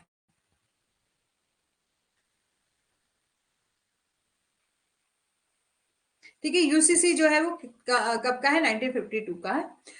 was developed under the auspices of United Nations Education, Scientific and Culture Organization, UNESCO. ये जो है वो आपका यूनिवर्सल, एक मिनट, ठीक है, यूनिवर्सल कॉपीराइट कन्वेंशन जो है वो आपका डेवलप हुआ था under the auspicious of the United Nation education, scientific and culture organization, ठीक है, यूनेस्को के द्वारा जो है वो ये आपका डेवलप हुआ था as an alternative to the Berne convention. ये अल्टरनेटिव था किसका, 1886 जो आपकी बर्न कन्वेंशन थी। And the convention come into force में कब आया, 1955 में आया, और convention is based on principle of national treatment. ये कन्वेंशन किस बेस पर आई थी, इस कन्वेंशन का मेन एम क्या था कि नेशनल ट्रीटमेंट की, प्रिंसिपल ऑफ नेशनल ट्रीटमेंट जो है वो, and also require each contracting state maintain specific minimum legal safeguard protection of copyright. यहां पर बोला कन्वेंशन राष्ट्रीय उपचार के सिद्धांत पर आधारित है और प्रत्येक राज्य को कॉपीराइट के विशिष्ट न्यूनतम कानूनी सुरक्षा उपायों की सुरक्षा बनाए रखने की भी जो है वो आवश्यकता होती है। ये कन्वेंशन जो है वो आपकी प्रेस्क्राइब है the formalities required by the national law of contracting state shall be considered to be satisfied if all the copies of work originating in the contracting state carry out this policy। कि जब भी हम copyright की बात करेंगे तो यहाँ पर बोला है इस तरह का सिंबल जो है वो आपको दिखेगा जब भी किसी ने किसी भी पर्टिकुलर जैसे कि क्रिएटिंग काम किया, ठीक है, कुछ क्रिएटिव एक्टिविटीज, किसने बुक लिखी और उसको उसने रजिस्ट्रेशन करवा लिया, कॉपीराइट उसको प्रोटेक्शन मिल गई, तो उसको सी इस तरह के सिंबल से वो डिनोट किया जाता है। तो कन्वेंशन निर्धारित करता है कि अनुबंधित राज्य को राष्ट्रीय कानून द्वारा आवश्यक औपचारिकताओं को संतुष्ट जो है वो माना जाएगा, और किसी अन्य अनुबंधित राज्य में उत्पन्न होने वाले काम की सभी प्रतियां, ये प्रतीक सी और कॉपीराइट मालिक के नाम और पहले प्रकाशन के पक्ष के साथ, ठीक है। और इसके अलावा बोला है रोम कन्वेंशन हुई थी, जो कि किससे रिलेटेड थी, कि जो परफॉर्मर्स, ठीक है। अब देखो जिस पर्सन ने कोई बुक लिखी, गाना लिखा, कुछ भी लिखा है ना, उसको तो प्रोटेक्शन मिलेगी मिलेगी, बल्कि जो परफॉर्मर्स हैं, प्रोड्यूसर्स हैं of phonograms and broadcasting organization है, उनको भी प्रोटेक्शन दी जाएगी। इससे रिलेटेड कौन सी कन्वेंशन हुई थी? Rome convention. सबसे पहले इसका ईयर याद रखना है, 1961, 1961, Rome convention for the protection of performers, producers of phonograms and broadcasting organization, 1961। Rome convention जो है वो आपकी सिक्योर करती है, हम प्रोटेक्ट करेंगे किसको? परफॉर्मर्स के राइट को, जो परफॉर्मेंस ऑफ परफॉर्मर्स हैं, जो भी परफॉर्मेंस ऑफ परफॉर्मर है उनको जो है वो सिक्योर करेंगे। Phonogram for the producers of phonograms and broadcast for the broadcasting organization, ठीक है। फोनोग्राम के निर्माताओं के फोनोग्राम में और प्रसारण संगठनों के लिए प्रसार। कन्वेंशन कंक्लूडेड इन 1960, इस कन्वेंशन को 1960 में संपन्न किया गया था, यानी कि कंक्लूड किया गया था, और कम इनटू फोर्स में कब आई? 18 मई 1964 में जो है वो कम इनटू फोर्स में आई। It grant the protection to performers if their performance take place in another conducting state, such as prohibiting the unauthorized broadcast of the performance, ठीक है। ये बोला कि यह कलाकारों को सुरक्षा प्रदान करता है कि यदि उनका प्रदर्शन किसी अन्य अनुबंध राज्य में होता है, जैसा कि प्रदर्शन के अनधिकृत प्रसारण को बंद करना है, ठीक है। ये आपको याद रखना है, ये आपके परफॉर्मर राइट की बात करता है, उनको उनकी प्रोटेक्शन, परफॉर्मेंस फॉर परफॉर्मर्स की प्रोटेक्शन के बारे में जो है वो बात करता है। रोम कन्वेंशन हुई थी 1965 में। और वीपो कन्वेंशन, ठीक है, world intellectual property copyright treaty, आपकी 1996 में, ठीक है। ये ट्रीटी कब हुई थी? 1996 में। एक स्पेशल एग्रीमेंट है under the Berne convention for providing for the protection of work and right of their author in a digital environment. ये बोला वीपो, द वर्ल्ड इंटेलेक्चुअल प्रॉपर्टी, ठीक है, world intellectual property organization copyright, ठीक है, वीपो copyright treaty. ये special agreement है अंडर द बर्न कन्वेंशन, ठीक है। ये स्पेशल एग्रीमेंट बनाया गया था अंडर बर्न कन्वेंशन, प्रोवाइड करता है protection of work and right of their author in a digital environment, ठीक है, कि जो डिजिटल एनवायरनमेंट को भी जो है वो राइट, जो डिजिटल एनवायरनमेंट में जितने भी ऑथर हैं उनको भी क्या देता है? प्रोटेक्शन देता है। अकॉर्डिंग टू दिस ट्रीटी, इस ट्रीटी के अकॉर्डिंग वर्क और सब्जेक्ट मैटर जो है वो प्रोटेक्ट किया जाएगा अंडर द कॉपीराइट, जिसमें इंक्लूड होता है कॉपीराइट, कंप्यूटर प्रोग्राम और database, compilation of data and other material if any constituting literary constituting intellectual creation, ठीक है। किसी पर्सन ने कोई इंटेलेक्चुअल यानी कि यूज करके बौद्धिक संरचना करी है, कुछ इंटेलेक्ट का यूज करके कुछ क्रिएशन करा है, तो इसमें जो है वो आपका कंप्यूटर प्रोग्राम और डाटाबेस भी जो है वो इस ट्रीटी के अंदर जो है उनको प्रोटेक्शन, उसकी प्रोटेक्शन की बात करी गई थी। अकॉर्डिंग टू ट्रीटी, वर्क और सब्जेक्ट, कौन से वर्क को प्रोटेक्ट किया है under by the copyright. Hague agreement हुआ जो कि कंसर्न करता है international deposit of industrial design, 1920। Hague Agreement concerning the International Deposit of Industrial Design, 1925, as revised in 1960, seek to facilitate international protection of industrial design through the provision of single deposit with the International Bureau of WIPO in order to prevent possible infringement by other member states. 1960 में संशोधित औद्योगिक design के अंतरराष्ट्रीय जमा, ठीक है, बोला कि 1960 में संशोधित औद्योगिक डिजाइन की अंतरराष्ट्रीय deposit, international deposit of industrial design 1925 के से संबंध हेग समझौते में अन्य सदस्य राज्यों द्वारा संभावित उल्लंघन रोकने के लिए वीपो, ठीक है, वीपो अंतरराष्ट्रीय ब्यूरो के साथ एक के प्रावधान के माध्यम से डिजाइन के अंतरराष्ट्रीय संरक्षण की प्रदान करना है। ये protection is offered. The protection is offered when the industrial design is deposited on the payment of prescribed fee. कि सुरक्षा की पेशकश तब की जाती है जब औद्योगिक डिजाइन एक निर्धारित शुल्क के भुगतान पर जो है वो जमा किया जाता है। एक बार जो है वो आपका इंडस्ट्रियल डिजाइन रजिस्टर्ड हो गया और पब्लिश हो गया, then it will have the same effect in the contracting state if it had registered under the national laws. ठीक है, कि एक बार औद्योगिक डिजाइन पंजीकृत और प्रकाशित हो जाने के बाद अनुबंध करने वाले राज्यों को में इसका वही प्रभाव होगा जैसा कि इसे राष्ट्रीय कानूनों के तहत जो है वो पंजीकृत किया गया था। बीपो वर्ल्ड इंटेलेक्चुअल प्रॉपर्टी ऑर्गेनाइजेशन, ये एस्टैब्लिश किया गया था 1967 में, 14 जुलाई 1967। ठीक है, वीपो क्या है? ग्लोबल फॉर्म है for intellectual property services, policy, information and cooperation. इसका क्या है? डेवलप करना, इफेक्टिव और बैलेंस करना इंटेलेक्चुअल प्रॉपर्टी सिस्टम में, और innovation and creativity for the benefit of all. ठीक है, कि इसका उद्देश्य क्या है? एक प्रभावी और संतुलित अंतरराष्ट्रीय आईपी प्रणाली जो है विकसित करना है जो सभी के लाभ, नवाचार और संरचनात्मक को प्रोत्साहित करता है। और वीपो के कितने मेंबर हैं? 193 स्टेट मेंबर हैं। ठीक है, ऑब्जेक्ट क्या है वीपो के? प्रमोट करना इंटेलेक्चुअल प्रॉपर्टी प्रोटेक्शन को around the world through the state cooperation and partnership with the any international organization. कि सबसे पहले प्रमोट करना इंटेलेक्चुअल प्रॉपर्टी प्रोटेक्शन को around the world through the state cooperation and partnership with any international organization, harmonize करना national intellectual property legislation and procedure, और provide करना service with regard to the international application for intellectual property rights, कि राष्ट्रीय बौद्धिक संपदा कानूनों और प्रक्रियाओं में सदस्य बौद्धिक संपदा अधिकारों के लिए अंतरराष्ट्रीय अनुप्रयोगों के संबंध में सेवाएं जो है वो प्रदान करना,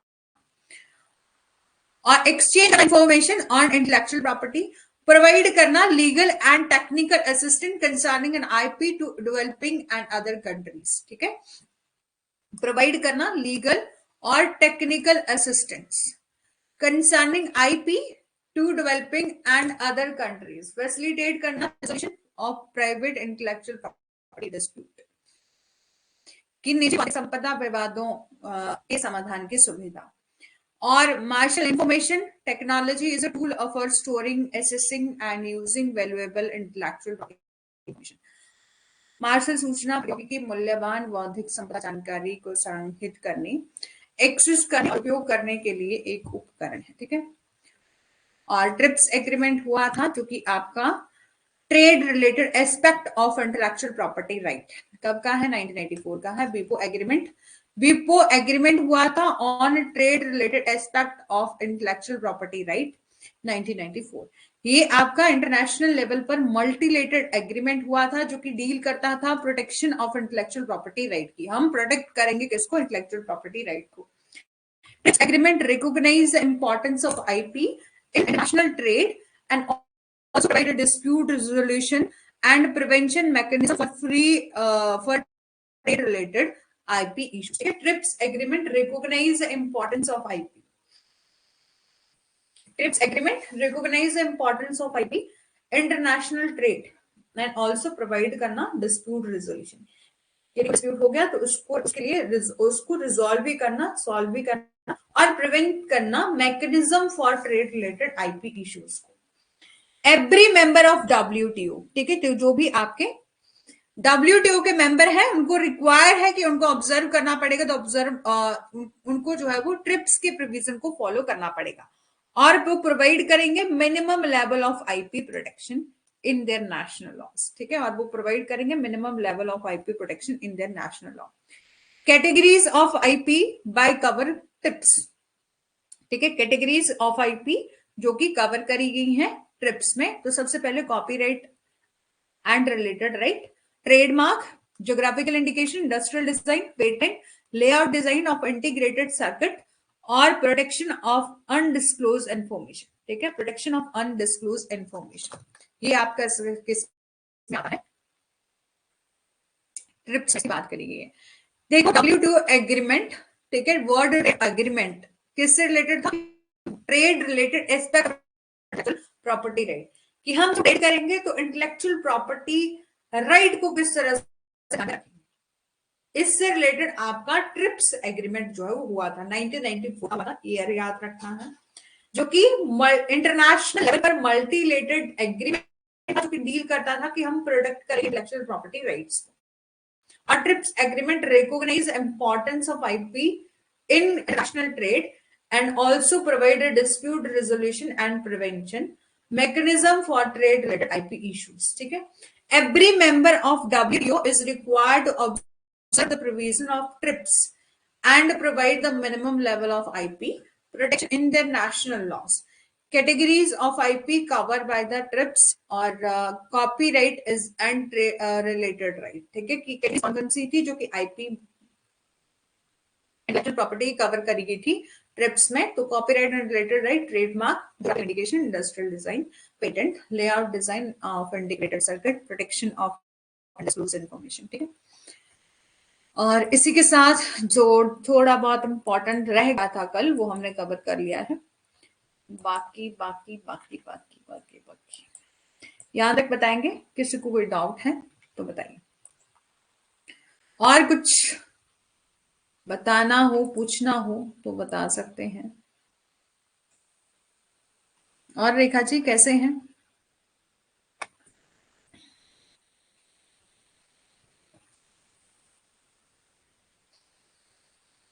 छुप छुप।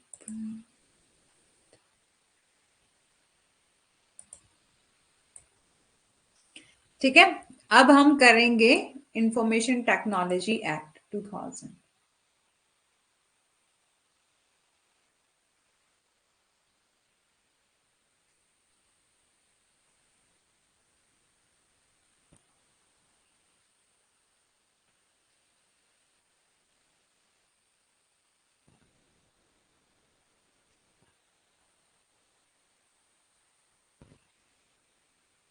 सही, अच्छा सही ही रहना, तो बीमार मत होना, ठीक है, ताकि एग्जाम देने जा सको, ठीक है, क्योंकि प्रिपरेशन तो आपकी ठीक ही होगी, लेकिन बाद में बीमार ना होना टाइम पर, ठीक है।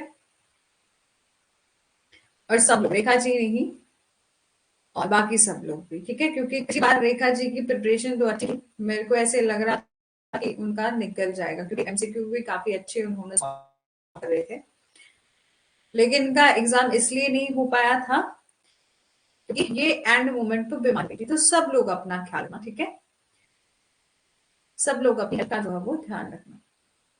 और जिस दिन भी एग्जाम होगा, वैसे तो अभी फॉर्म निकले ही नहीं है, लेकिन जिस तरह से लास्ट में जो है वो लास्ट टाइम काफी ज्यादा जल्दी जल्दी एनटीए ने करवाया था सब कुछ, इस बार भी जो है वो हो जाएगा, ठीक है, ऐसा कुछ नहीं है, बट ध्यान रखना, ठीक है, सब चीजों का। और बाकी अफवाहों पर बिल्कुल ध्यान मत देना, डेली की डेली यूट्यूब पर इतनी सारी वीडियोस बनती हैं, ये हो रहा है, ठीक है, बस फोकस करना है अपनी पढ़ाई पर, अपने, ठीक है, खुद पर भरोसा रखना है कि मैं करूंगा बस, ठीक है, बाकी मेहनत करना इंसान के हाथ में होता है, देना न देना, लाभ हानि, ये सब भगवान जी के हाथ में होता है, और खुद के हाथ में होता है ना, मेहनत करना होगा तो मेहनत को देखते सब रिजल्ट भी अच्छा ही निकला है, तो बस टेंशन मत लेना, इन अफवाहों से दूर रहना, यूट्यूब पर ढेर सारी वीडियो स्क्रॉल करे जा रहे हैं, आज ये इन्फॉर्मेशन आई कल ये आई, है ना, कभी कभी तो यूट्यूब वाले ही इस तरह से कंटेंट बनाते हैं कि आज ये अपडेट आ गया कल ये आया, तो हाँ ये बोला गया है कि अब नेट का जो स्कोर होगा वही पीएचडी के लिए रहेगा, वही आपका जेआरएफ के लिए रहेगा, मतलब यदि किसी को जूनियर रिसर्च फेलोशिप लेनी है, और वही जो है वो असिस्टेंट के लिए रहेगा, और उसकी वैलिडिटी भी 1 ईयर कर दी है, बट कोई बात नहीं, ठीक है, आपको बस एग्जाम पर फोकस करना है इस टाइम, बाकी टेंशन लेने की कोई जरूरत नहीं, ठीक है। चलो स्टार्ट करते हैं, इंफॉर्मेशन टेक्नोलॉजी एक्ट 2000 हम डिस्कस करेंगे। तो ये एक्ट आपका डिफाइन करता है वेरियस ऑफेंसेस जो कि रिलेटेड है किससे, ब्रीच ऑफ डाटा। अब टेक्नोलॉजी का हम यूज कर रहे हैं, हाँ सबका सेम स्कोप, ठीक है, हाँ ठीक है। थोड़ा सा कंपटीशन देखो, अब बहुत सी आपको ऐसी वीडियोस मिलेंगी ना जिसमें बोलेगा कंपटीशन बहुत हाई हो गया, ये हो रहा है वो हो रहा है। तो कंपटीशन एक बच्चे के लिए हाई नहीं हुआ, सबके लिए हाई हुआ, ठीक है। यदि चेंज आता है ना, यदि कहते हैं ना कि उस टाइम एग्जाम होता है तो बोलते हैं इस बार एग्जाम बहुत टफ था, इस बार इजी था, तो इजी था सबके लिए, इजी था, टफ था तो टफ सबके लिए था। तो इन सब चीजों में ना ज्यादा पढ़ने की जरूरत नहीं होती, टेंशन लेने की जरूरत नहीं होती, ठीक है। तो बस ये चेंज आया है, सबके लिए आया है ना, सबके लिए आया है। चलो, तो चलो स्टार्ट करते हैं। इंफॉर्मेशन टेक्नोलॉजी एक्ट जो 2000 है, सबसे पहले इंफॉर्मेशन टेक्नोलॉजी, टेक्नोलॉजी से रिलेटेड इंफॉर्मेशन, ठीक है, टेक्नोलॉजी से जो है वो इंफॉर्मेशन।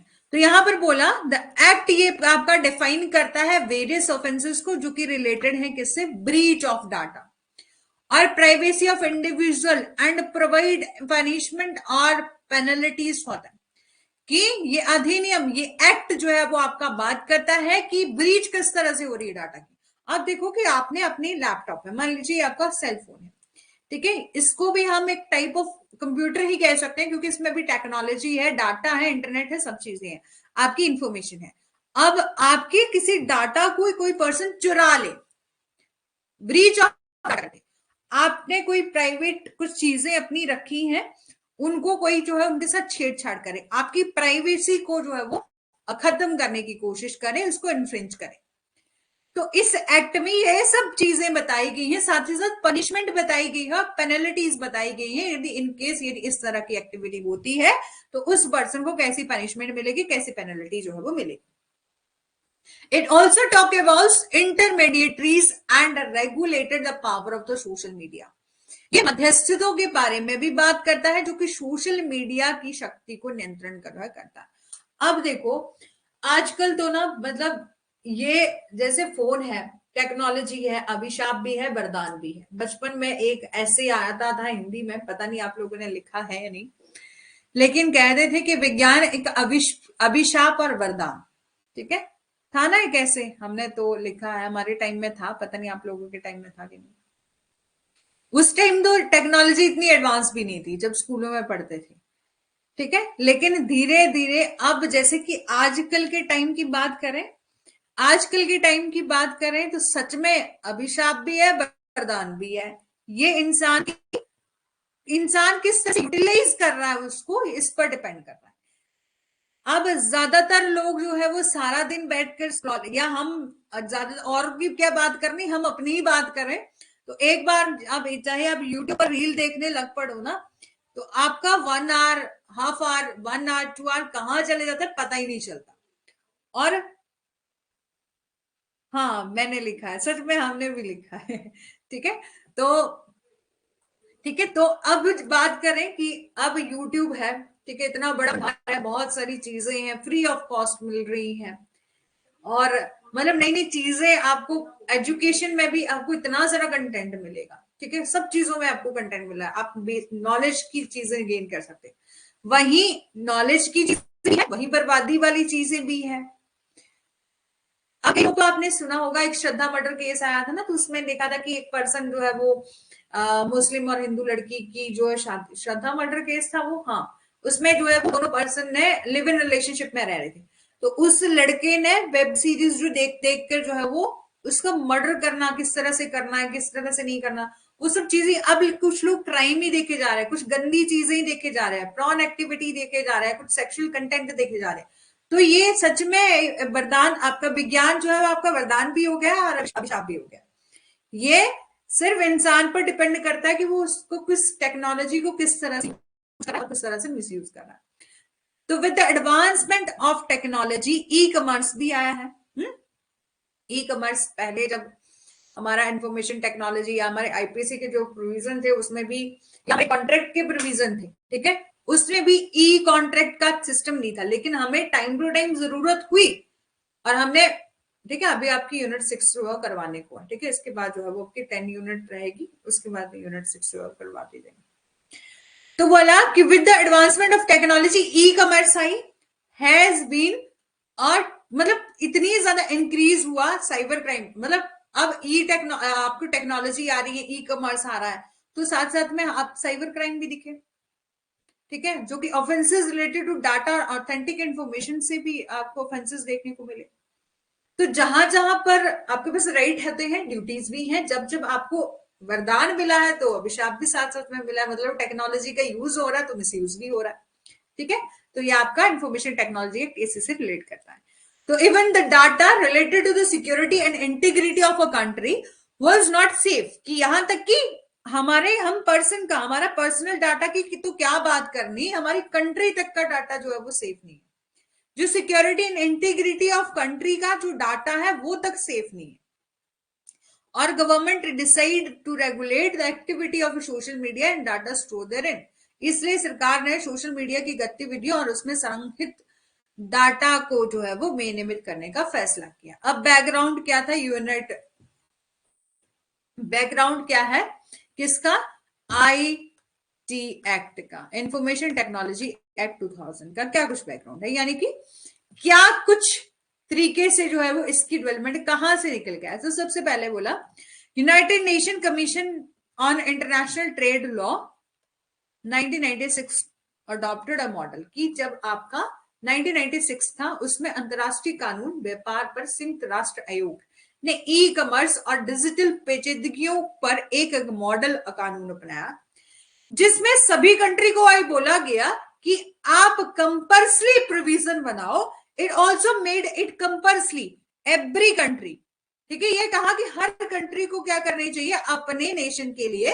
अपने मतलब कंपल्सरी बोला गया कि सभी नेशन को अपने ई कॉमर्स और साइबर क्राइम से रिलेटेड जो है वो अपना अपना लॉ बनाओ, ठीक है।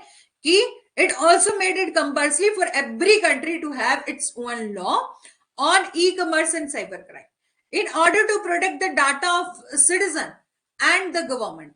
और ये बोला कि नागरिकों और सरकार के डाटा की रक्षा करने के लिए अधिनियम 2000 में जो वो पारित किया गया, जिससे भारत साइबर क्राइम के लिए कानून पारित करने वाला जो है दुनिया का 12वां देश जो है वो बन गया, ठीक है। कि आपका यूनाइटेड नेशन कमीशन हुआ था इंटरनेशनल ट्रेड लॉ, ठीक है, 1996 में। इसमें एक मॉडल तैयार किया गया था जो कि रिलेटेड था कॉमर्स और डिजिटल जो भी कानूनी डिजिटल पेचीदगियां हो रही हैं, ठीक है।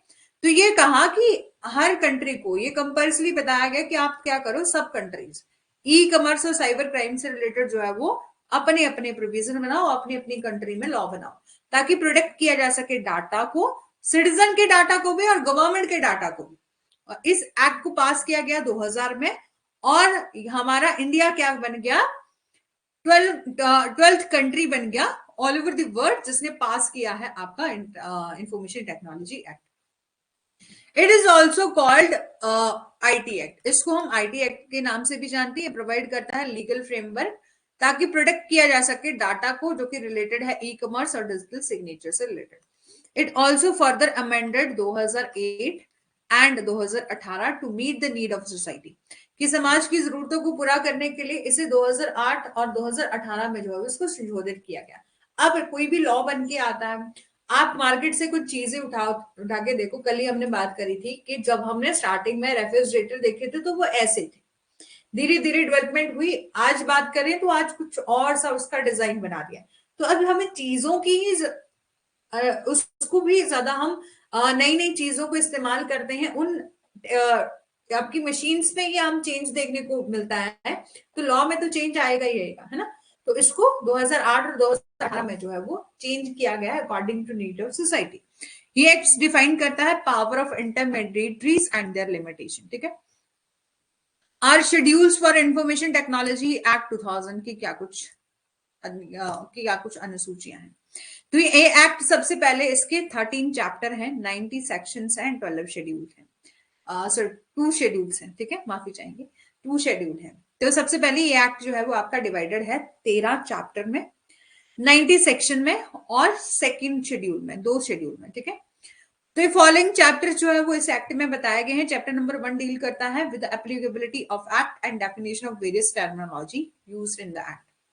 चैप्टर नंबर 2 आपका बात करता है digital and electronic signature, and electronic governance and electronic record are given chapter number 3 and 4 respectively. ठीक है, इन्हीं के बारे में हम जो मेन रहेगा आईटी एक्ट को आपको पूरा पूरा नहीं पढ़ना है, जो मेन रहेगा सब कुछ यहाँ पर करवा दूंगी सेक्ट में। ठीक है, चैप्टर नंबर 5 जो है वो आपका रिलेटेड है किससे, security of these records, and chapter number 6 जो है रिलेटेड है regulation of certifying authorities. Chapter number 7 जो है वो आपका फर्दर क्या देता है, सर्टिफिकेट देता है needs to the issue of electronic signature, कि इलेक्ट्रॉनिक सिग्नेचर जारी करने के लिए सर्टिफिकेट इशू करने की जो है वो बात करता है। चैप्टर नंबर 8 में बात करी गई है duties of subscribers, and chapter number 9 जो है वो आपका डिस्क्राइब करता है पेनल्टीज को। चैप्टर नंबर 10 में जो है वो प्रोवाइड करी गई है सेक्शन जो कि रिलेटेड है एपेलेट ट्रिब्यूनल से रिलेटेड। सेक्शन 11 चैप्टर नंबर 11 में डिस्क्राइब करी गई है ऑफेंसेस जो कि रिलेटेड है breach of data and punishment से रिलेटेड। चैप्टर नंबर 12 जो कि प्रोवाइड करता है circumstances where the intermediaries are not liable for any offences और for breach of a data. ठीक है, एंड फाइनल चैप्टर कौन सा है, तो चैप्टर नंबर 13 जो कि मिसलेनियस चैप्टर के बारे में बात करता है। और कौन सी 2 शेड्यूल्स है इस एक्ट में बताई गई है, तो शेड्यूल नंबर 1 जो कि document and data where the act is not applicable, कि उन दस्तावेजों और आंकड़ों को जो है वो के बारे में बात करता है जो कि यहाँ पर अधिनियमित नहीं करें, यानी कि आईटी एक्ट में वो चीजें नहीं बताई गई, वो शेड्यूल 1 में जो है बताई गई। शेड्यूल 2 डील करता है electronic signature method of authentication, कि किस तरह से उनको ऑथेंटिकेशन मिलेगी, उस इलेक्ट्रॉनिक सिग्नेचर को किस तरह से ऑथेंटिकेशन जो है वो मिलेगी। अब applicability of information technology act 2000, ठीक है, इसके बारे में बात करते हैं। सो ये इंट्रोडक्शन ही है। ठीक है, तो सेक्शन नंबर 1, ठीक है, अकॉर्डिंग टू सेक्शन 1 ये एक्ट अप्लाई होता है होल कंट्री। ठीक है, ये एक्ट आपका अप्लाई होता है whole country including state of Jammu and Kashmir.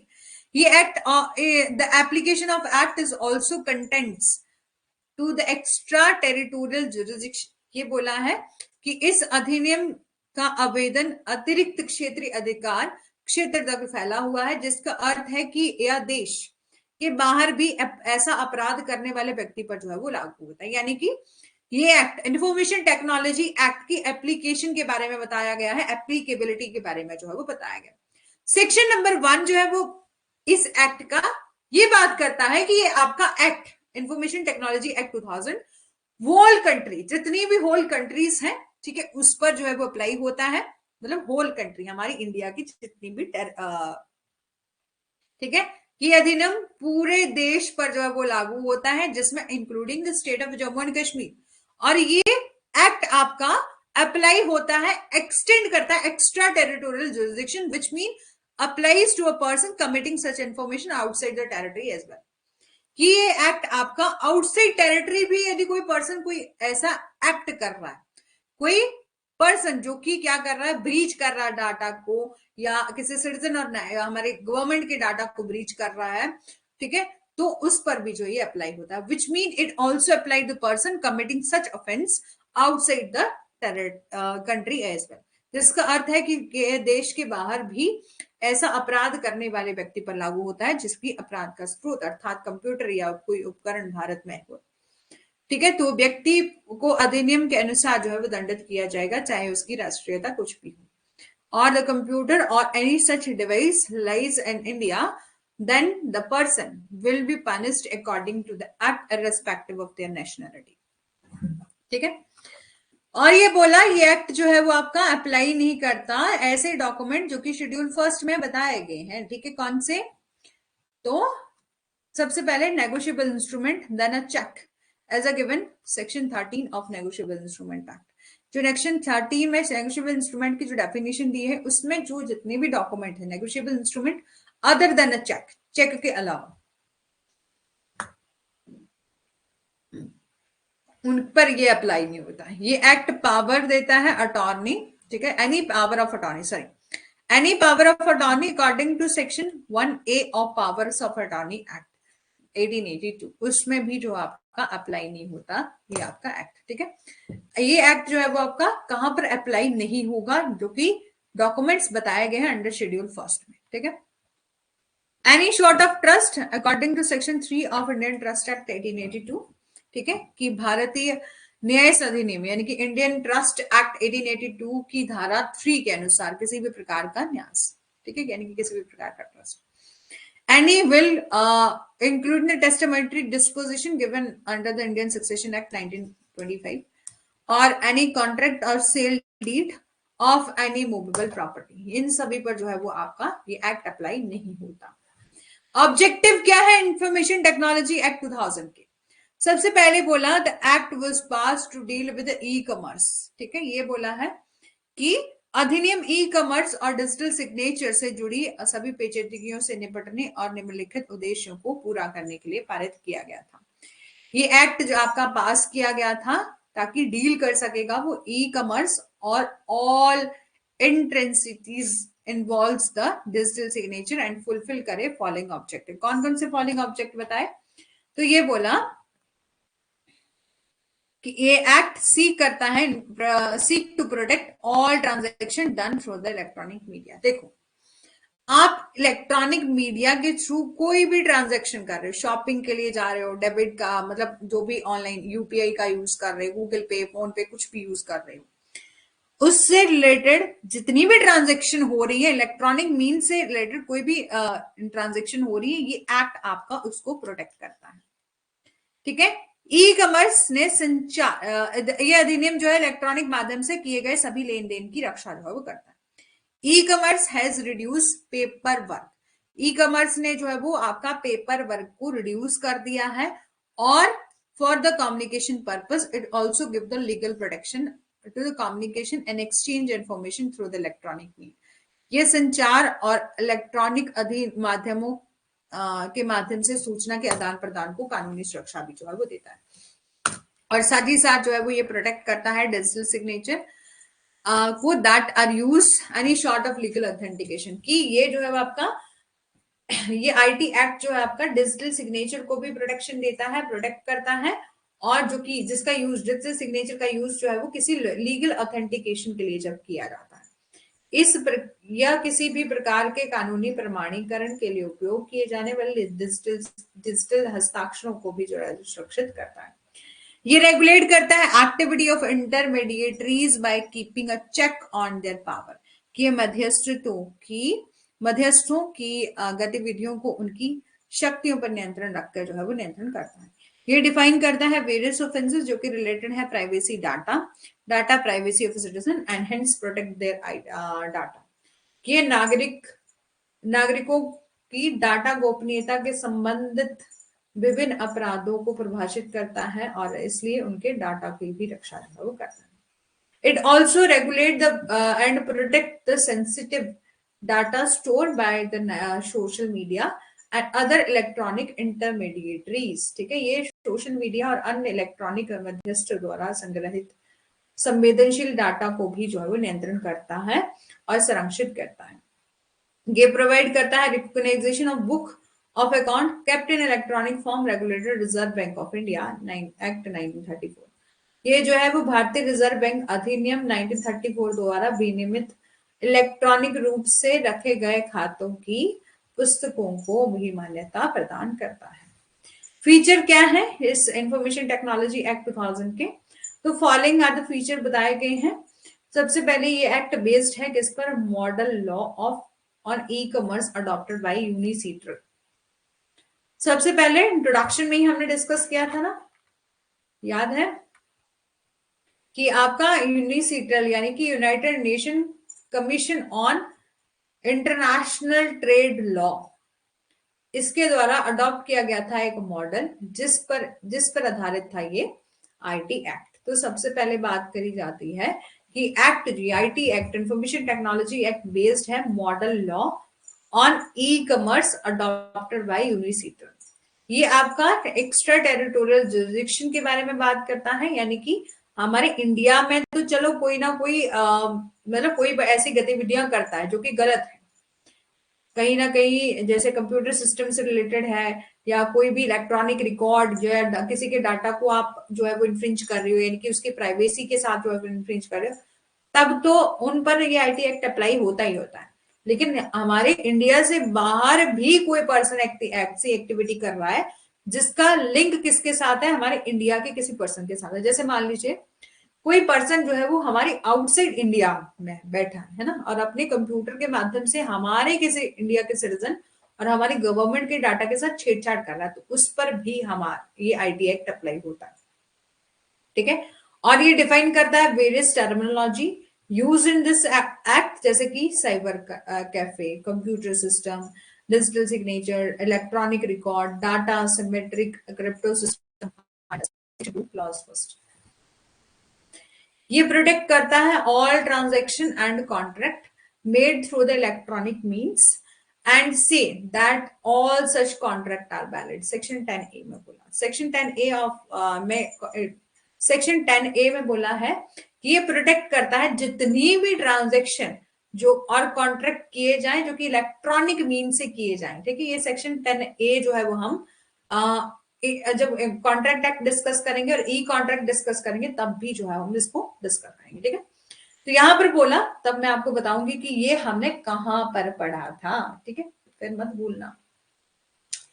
तो सेक्शन 10A जो है वो आपका बात करता है कि हम प्रोटेक्ट करेंगे, इस एक्ट के तहत प्रोटेक्ट किया गया है जितनी भी ट्रांजैक्शन एंड कॉन्ट्रैक्ट होते हैं थ्रू द इलेक्ट्रॉनिक मीन के माध्यम से, तो ऐसे कॉन्ट्रैक्ट क्या होंगे, आपके वैलिड होंगे। It also gives recognition to a digital signature and provide method of authentication. ये बोला कि ये डिजिटल हस्ताक्षर को भी मान्यता देता है और प्रमाणीकरण के तरीके जो है प्रदान करता है। इसमें कंटेन करे गए हैं प्रोविजन जो कि रिलेटेड है appointment of controller and power के बारे में बात करता है। इसमें नियंत्रण की अनुनियुक्ति और उसकी शक्तियों से संबंधित प्रावधान भी शामिल है। It recognize a foreign certifying authority, section 19, ये जो है वो विदेशी प्रमाणन प्राधिकरणों सेक्शन 19 को जो है वो मान्यता देता है। ये प्रोवाइड करता है various penalty in case computer system is damage, कि यदि कंप्यूटर सिस्टम जो है वो डैमेज हो जाए, any one other than owner of system, कि किसी और पर्सन से जो है वो डैमेज हो जाए, कुछ उसमें डाटा इन्फ्रिंज हो जाए या कुछ भी ऐसा कोई एक्टिविटी की जाती है कंप्यूटर सिस्टम से, तो इसके बारे में जो है वो मतलब यदि ऐसी एक्टिविटी हो रही है तो उससे रिलेटेड पेनल्टीज के बारे में भी ये एक्ट जो है वो बात करता है। ये एक्ट जो है वो प्रोवाइड करता है provision for appellate tribunal to be established under this act all the appeal from the decision of controller and other adjudicating officer lies to the appellate tribunal. Further, an appeal from the tribunal lies with the high court. ठीक है, इसके अलावा tribunal की एक appeal उच्च न्यायालय के पास है। ठीक है, यहां पर बोला कि ये एक्ट प्रोवाइड करता है प्रोविजन फॉर अपीलेट ट्रिब्यूनल। ठीक है, अपीलेट ट्रिब्यूनल के बारे में भी जो है वो प्रोविजन के बारे में बात करता है, ताकि हम एस्टैब्लिश करेंगे किसको, इस एक्ट के तहत हम अपीलेट ट्रिब्यूनल को एस्टैब्लिश करेंगे और जितनी भी appeal from the decision of controller और अदर एडजुडिकेटिंग ऑफिसर, जितनी भी अपील्स होंगी वो अपीलेट ट्रिब्यूनल ही सुनेगा। और उसके बारे में अपीलेट ट्रिब्यूनल के बाद जो है वो अपील किसके पास जाएगी, हाई कोर्ट के पास जो है वो जाएगी। ठीक है, आई होप कि आपको समझ में आ गया है। ये एक्ट जो है वो डिस्क्राइब करता है वेरियस ऑफेंसेस जो कि रिलेटेड है डाटा से रिलेटेड और डिफाइन की गई है यहाँ पर उसकी पनिशमेंट। ठीक है, और इस एक्ट में प्रोवाइड करा है सर्कमस्टांसेस। कौन से ऐसे सर्कमस्टांसेस हैं जहां पर intermediaries are not held liable even if privacy of data is breached. यहां पर बोला यह उन परिस्थितियों को प्रदान करता है जहां पर मध्यस्थों को उत्तरदायी नहीं ठहराया जाता भले ही डेटा की गोपनीयता का उल्लंघन हो। Cyber regulation advisory committee is set up under this act. ये बोला कि इस एक्ट के तहत जो है वो साइबर एडवाइजरी कमेटी जो है वो सेट करी जाएगी, जो कि एडवाइज करेगी किसको, सेंट्रल गवर्नमेंट को, कि आप ई कॉमर्स और डिजिटल सिग्नेचर से रिलेटेड ये पर्टिकुलर प्रावधान जो है वो बनाओ।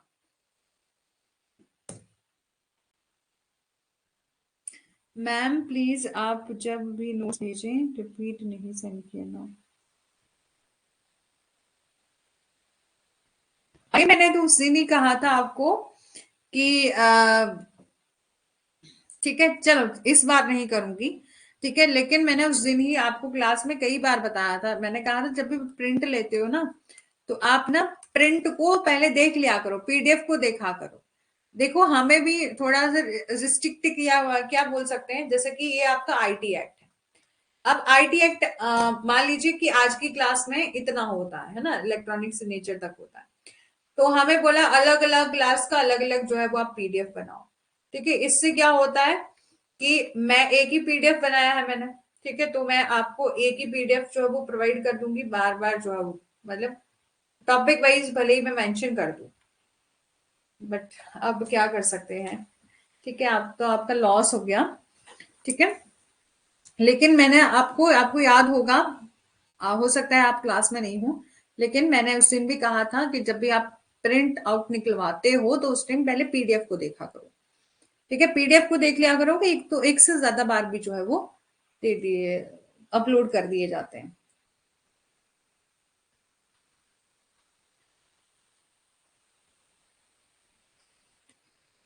या मेंशन कर दीजिए कि एक ही पीडीएफ में पूरा है। चलो, इस बार जो है वो मैं नहीं करूंगी। ठीक है, वैसे तो मैंने एक ही पीडीएफ बनाया है, जैसे कि ये आईटी एक्ट का है जिसमें सब कुछ चीजें हैं, जैसे कि हम आने वाले सेशंस में कवर करेंगे। इन्फॉर्मेशन टेक्नो इलेक्ट्रॉनिक सिग्नेचर क्या है, डिजिटल सिग्नेचर क्या है, और यूनिसिटल मॉडल क्या था, डिजिटल सिग्नेचर कौन से इसमें दिया गया है, और डिजिटल सिग्नेचर डिफरेंस क्या है, इलेक्ट्रॉनिक डिजिटल सिग्नेचर। ये सेशन मतलब 3 क्लासेस में ये कवर होगा, जैसे कल तो हो जाएगा। ठीक है, कल 2 आवर की क्लास होगी, ध्यान रखना। जब भी क्लास में आए तो खाना वगैरह खा के आना। ठीक है, तो खाना पानी जो भी होगा वो आप करके आना। कल 2 आवर की क्लास होगी। और जो भी मेन मेन प्रोविजन होंगे, एक्सेप्टेंस किस तरह से की जाती है, जनरल की पेनल्टी कौन कौन सी है अंडर इंफॉर्मेशन टेक्नोलॉजी 2000 में। ठीक है, कि कौन कौन सी पेनल्टी जो है वो बताई गई है। ठीक है, ये हम कल करेंगे। लैंडमार्क केसेस भी हैं, एक ही पीडीएफ बनाया लेकिन अपलोड कर दूंगी।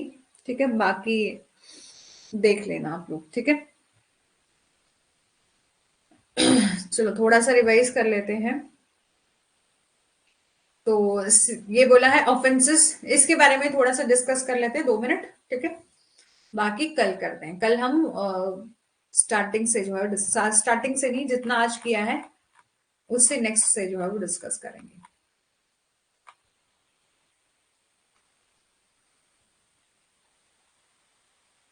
ठीक है, यहाँ से डिस्कस ओवरव्यू क्या है इंफॉर्मेशन टेक्नोलॉजी एक्ट का, ये हमने डिस्कस कर लिया। ये एक्ट जो है वो डील करता है ई कॉमर्स से और है जो कि ऑनलाइन माध्यम से करी जाती है, डन थ्रू इट, और provision for validity and recognition of electronic record along with the license these that is necessary to issue any digital से और इलेक्ट्रॉनिक सिग्नेचर।